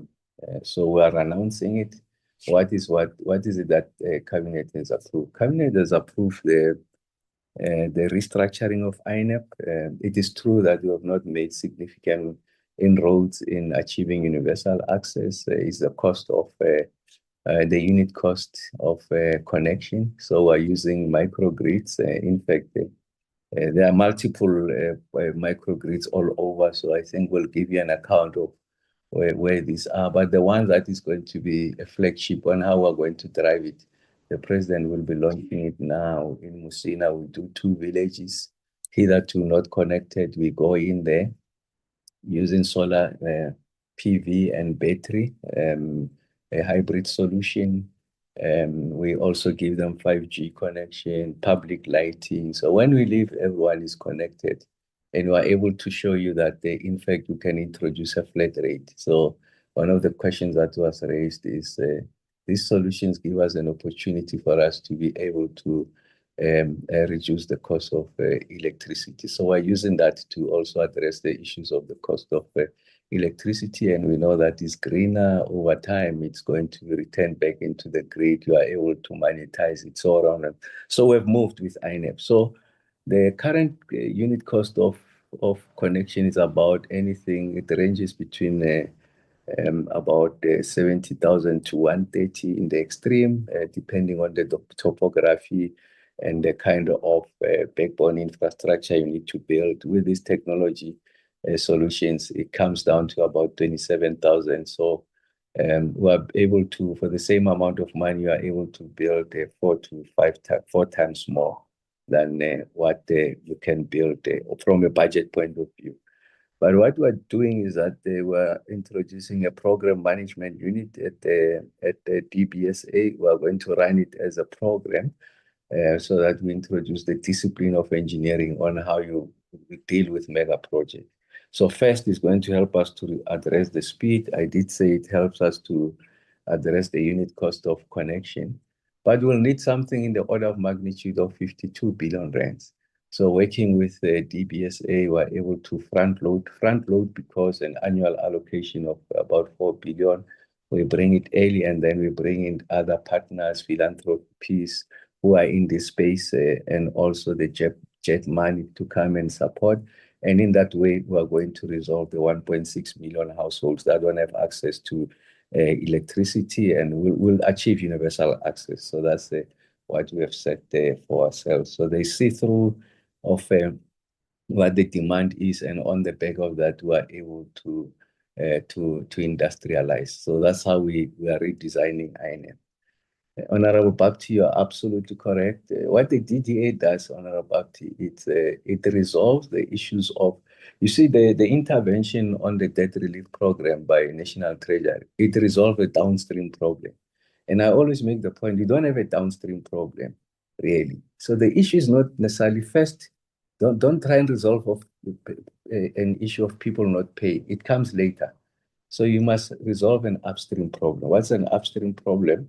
municipalities don't have are hemorrhaging skills, they don't have the right engineering skills, so they can't do better planning, projection, scenario generation, to determine the amount of population growth, whether it's inward migration or it's infill, and the pressures it puts on the distribution reticulation infrastructure. And then second, once they've done that, they don't have the capital to replenish, increase the capacity of that infrastructure, that are able to deal with the technical losses. I mean, just to give you a sense, less than 10 municipalities in the country have got professionally registered electrical engineers. So that's the scale of your problem. So a lot of those will be found in metros, but your problems are not in metros, they're in secondary cities and local municipalities. So we're resolving that with the distribution agency agreement. And then having done that,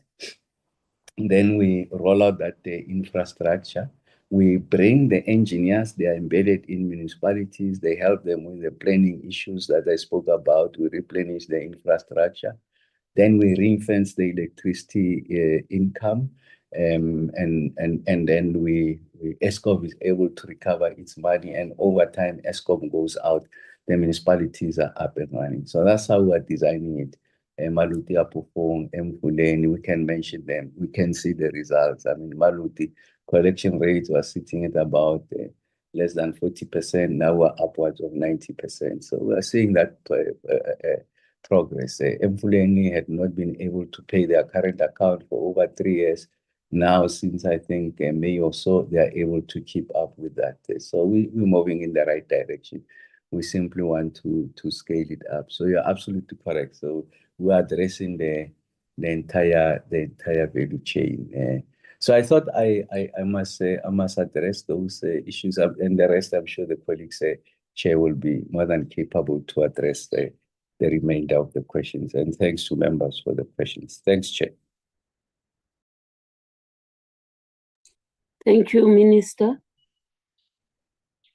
Is there any other thing, Judges? You are excused, Minister. You said you would like to be excused after you have finished answering me.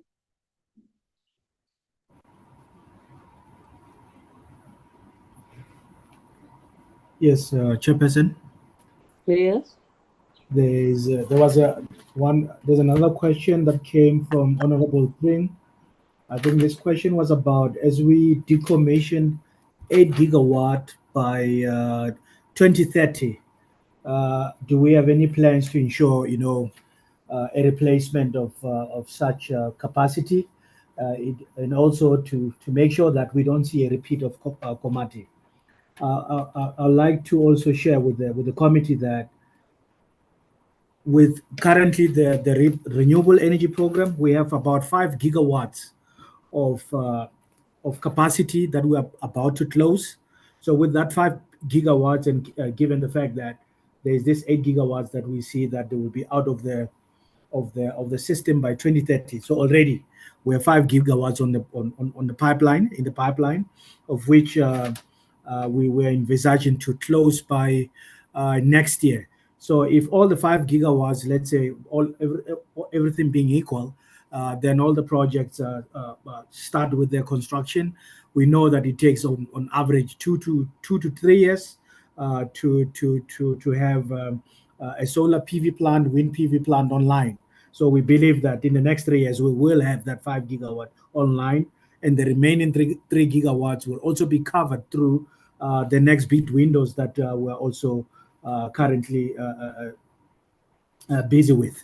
So the 8 gigawatt, I think in terms of risk mitigation, we have it well planned. We will be able to close that gap by 2030 without even considering the gas IPP program that's also on the cards, without also considering ESCOM's own green or what we call renewable energy drive that they've already announced in the market. I just wanted to answer that. The minister has answered provided feedback on the repurposing of INEP. I think, yes, the plan is also to bring to this committee, present the action plan, meaning the entire strategy that the cabinet has approved.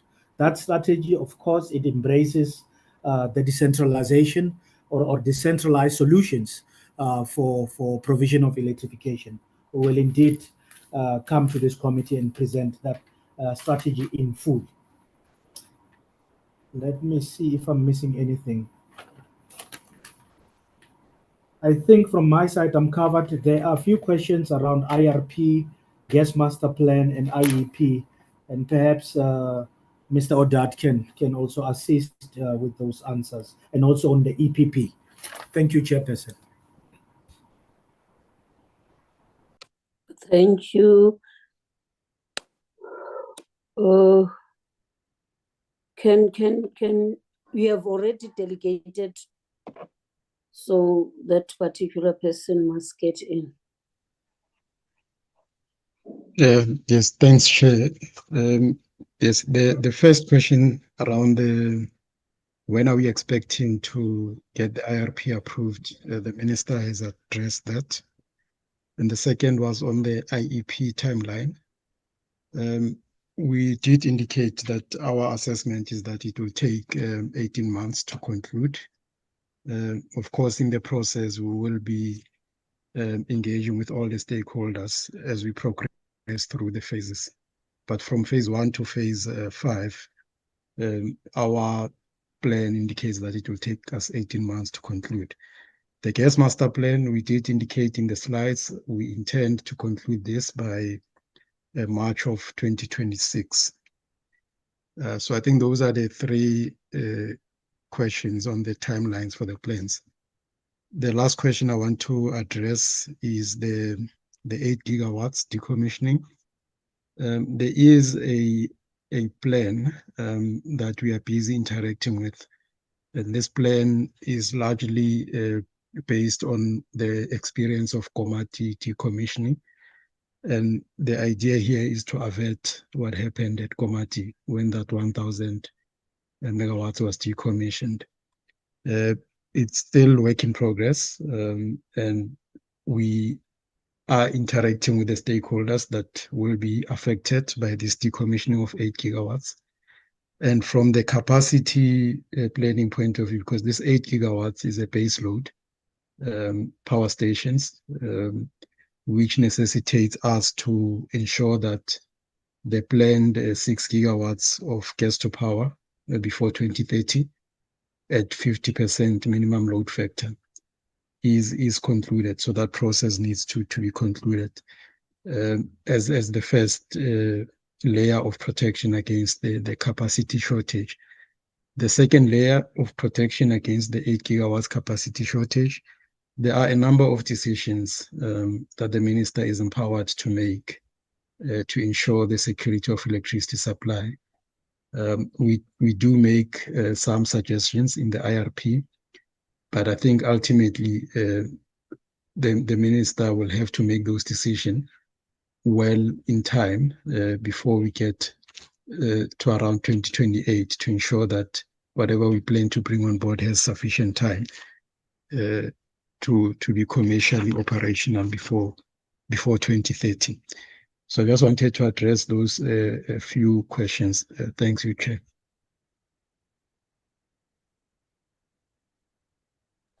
Thank you. I think we're done from the part of the department. And can I get the... Yes? It's Silas. I've had my hand up. Oh, yes, Silas. All right. I saw your hand. I'm sorry for that. Okay.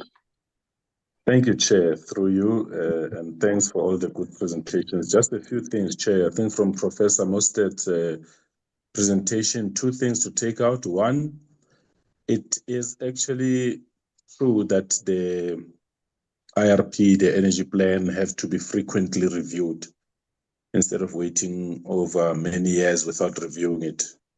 Currently, it has to be done every 2 years, and we believe that it should be every year because it's an important factor.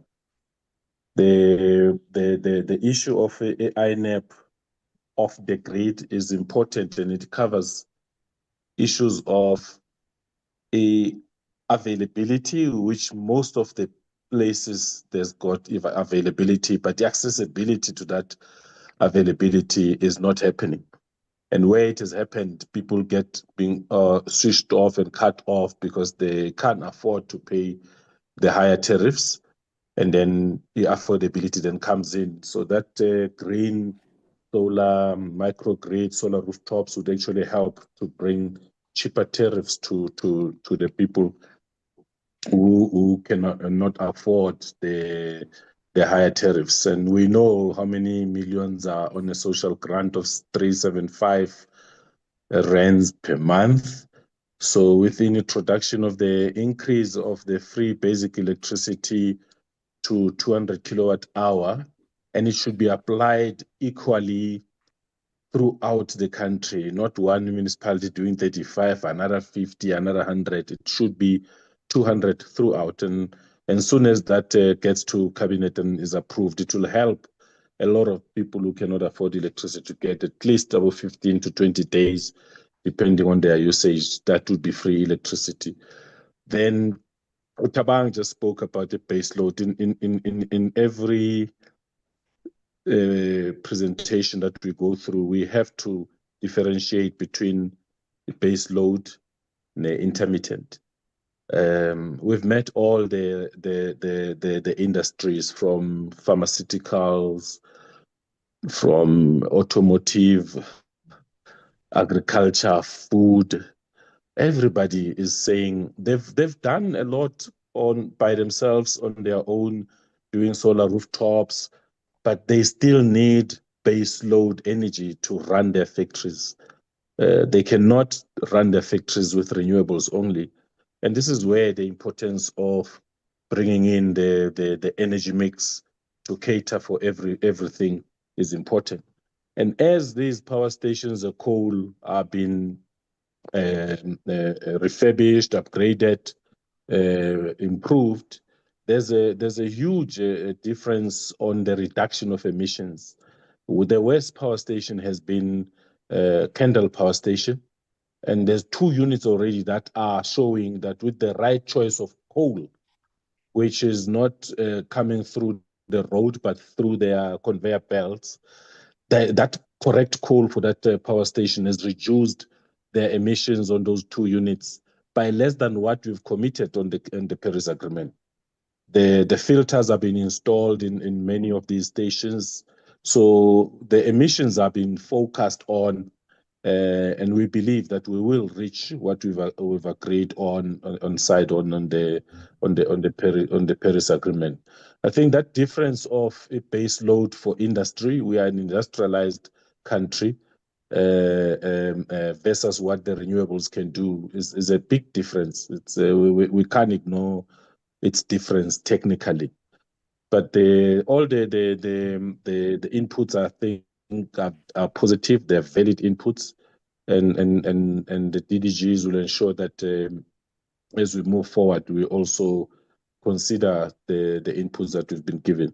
The price of technology has always been increasing. It has not improved, reduced. So the price we paid for building a Quebec will definitely not be the same as if we have to build another scale of Quebec by tomorrow.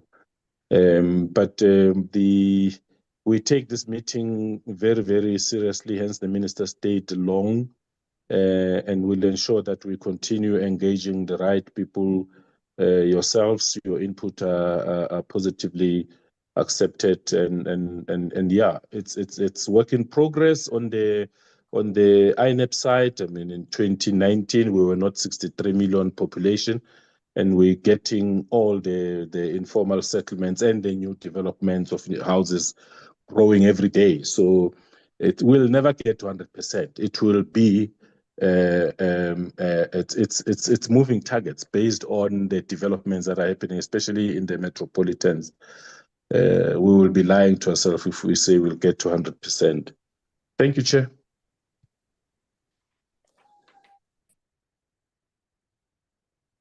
Chairperson? Thank you, Salas. Thank you. Hello, DDG.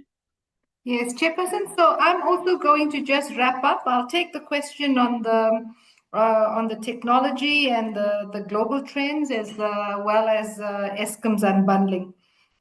So in terms of how to navigate this global trends of coal and incorporate it with jet and clean energy, that answer would be answered in the IRP when we take that balanced view of global trends of coal, as well as large investments going into renewable energy and other clean energy sources. In terms of the artificial intelligence, whether it has positive and negative effects on energy security, that will depend on how it is deployed, how it is governed and integrated into the energy systems. So just some positive impacts of artificial intelligence on energy security. It can assist you with grid stability and reliability by assisting with forecasting electricity demand and renewable energy more accurately. It can be used for predictive maintenance of your power plants, transmission lines. It can reduce outages, help you to integrate renewables. There's the interesting points around cybersecurity as well, that it can help you to detect cybersecurity, but it can also give rise to cybersecurity as a negative. And overall, it can also assist in having other business models and enhance trading, like peer-to-peer trading, and utilization of smart grids and better or increase energy efficiency and demand side management. But with these technologies, there is this negative impact, because it will give rise to cybersecurity. You also have to watch the geopolitical risks, because all these technologies are coming from a few countries, and that can create supply chain and sovereignty risk. It can also help in decision making, but if you have poor or incomplete data sets, it can also be a risk. So those are some of the positives and the negatives, and we will need to deploy them and think about how we're deploying them in the country.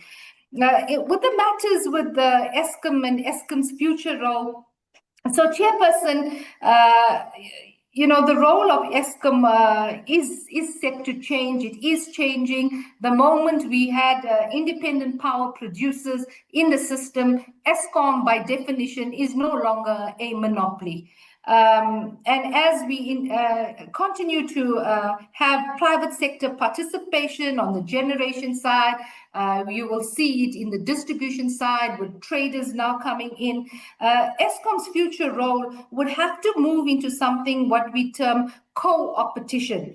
And in a 1996 paper by Adam Bradenberger and Barry Nalibuff, they very nicely explain what co-opetition means, where you both support Eskom will support the private sector as well as compete at the same time, and this you do with the private sector participation, and you will see that increasing. But overall, Eskom supports 42,000 jobs, and it needs to remain as a financially viable entity. So the unbundling, and the reforms in Eskom was to create this transparency, increase accountability and efficiency in that business.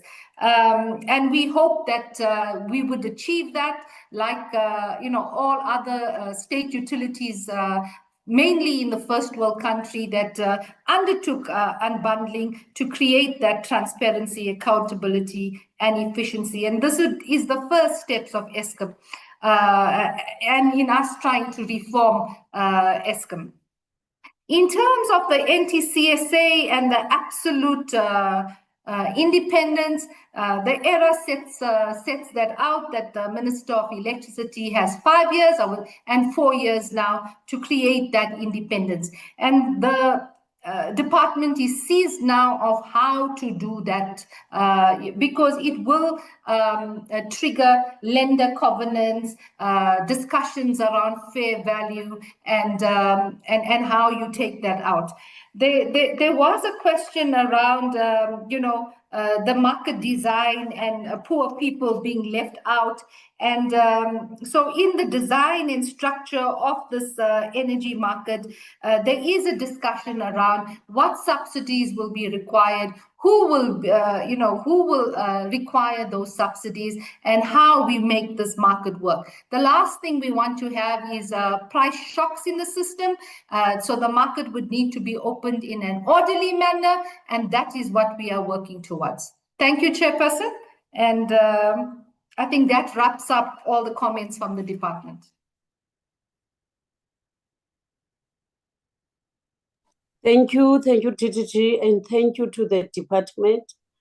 I would like to get a direction from the honorable members now, whether to defer the, what is it, the Energy South Africa Council, the Energy Council of South Africa, and also the, what is it, BUSA.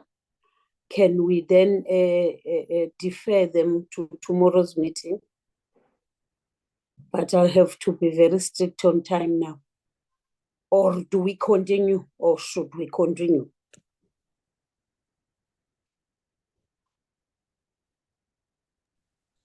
Njabuling? Thanks a lot, Chair. I think your proposal is welcomed. Can we defer and then make sure maybe we run a stringent program tomorrow? Yeah. Any second, or is there any honorable that is against that?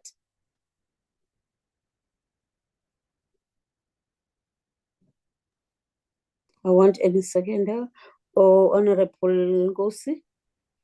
No, I second, Chair. Thank you. Thank you. So let's call it a day for today, and then first thing in the morning. And Ariko, can we ask those that haven't managed to send their presentation to please do that? But anyway, you will continue with or without those presentations. Otherwise, let me thank everyone in the meeting and apologize for the two stakeholders that couldn't present today. And tomorrow we will start with them. Thanks ever so much. The meeting has adjourned.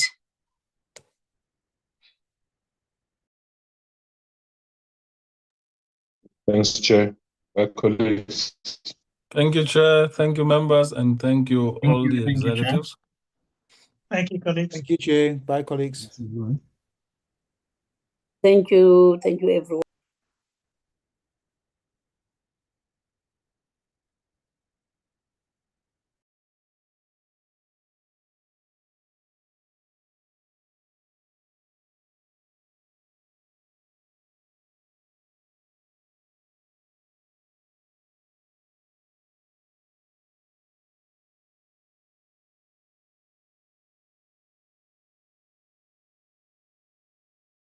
Recording stopped.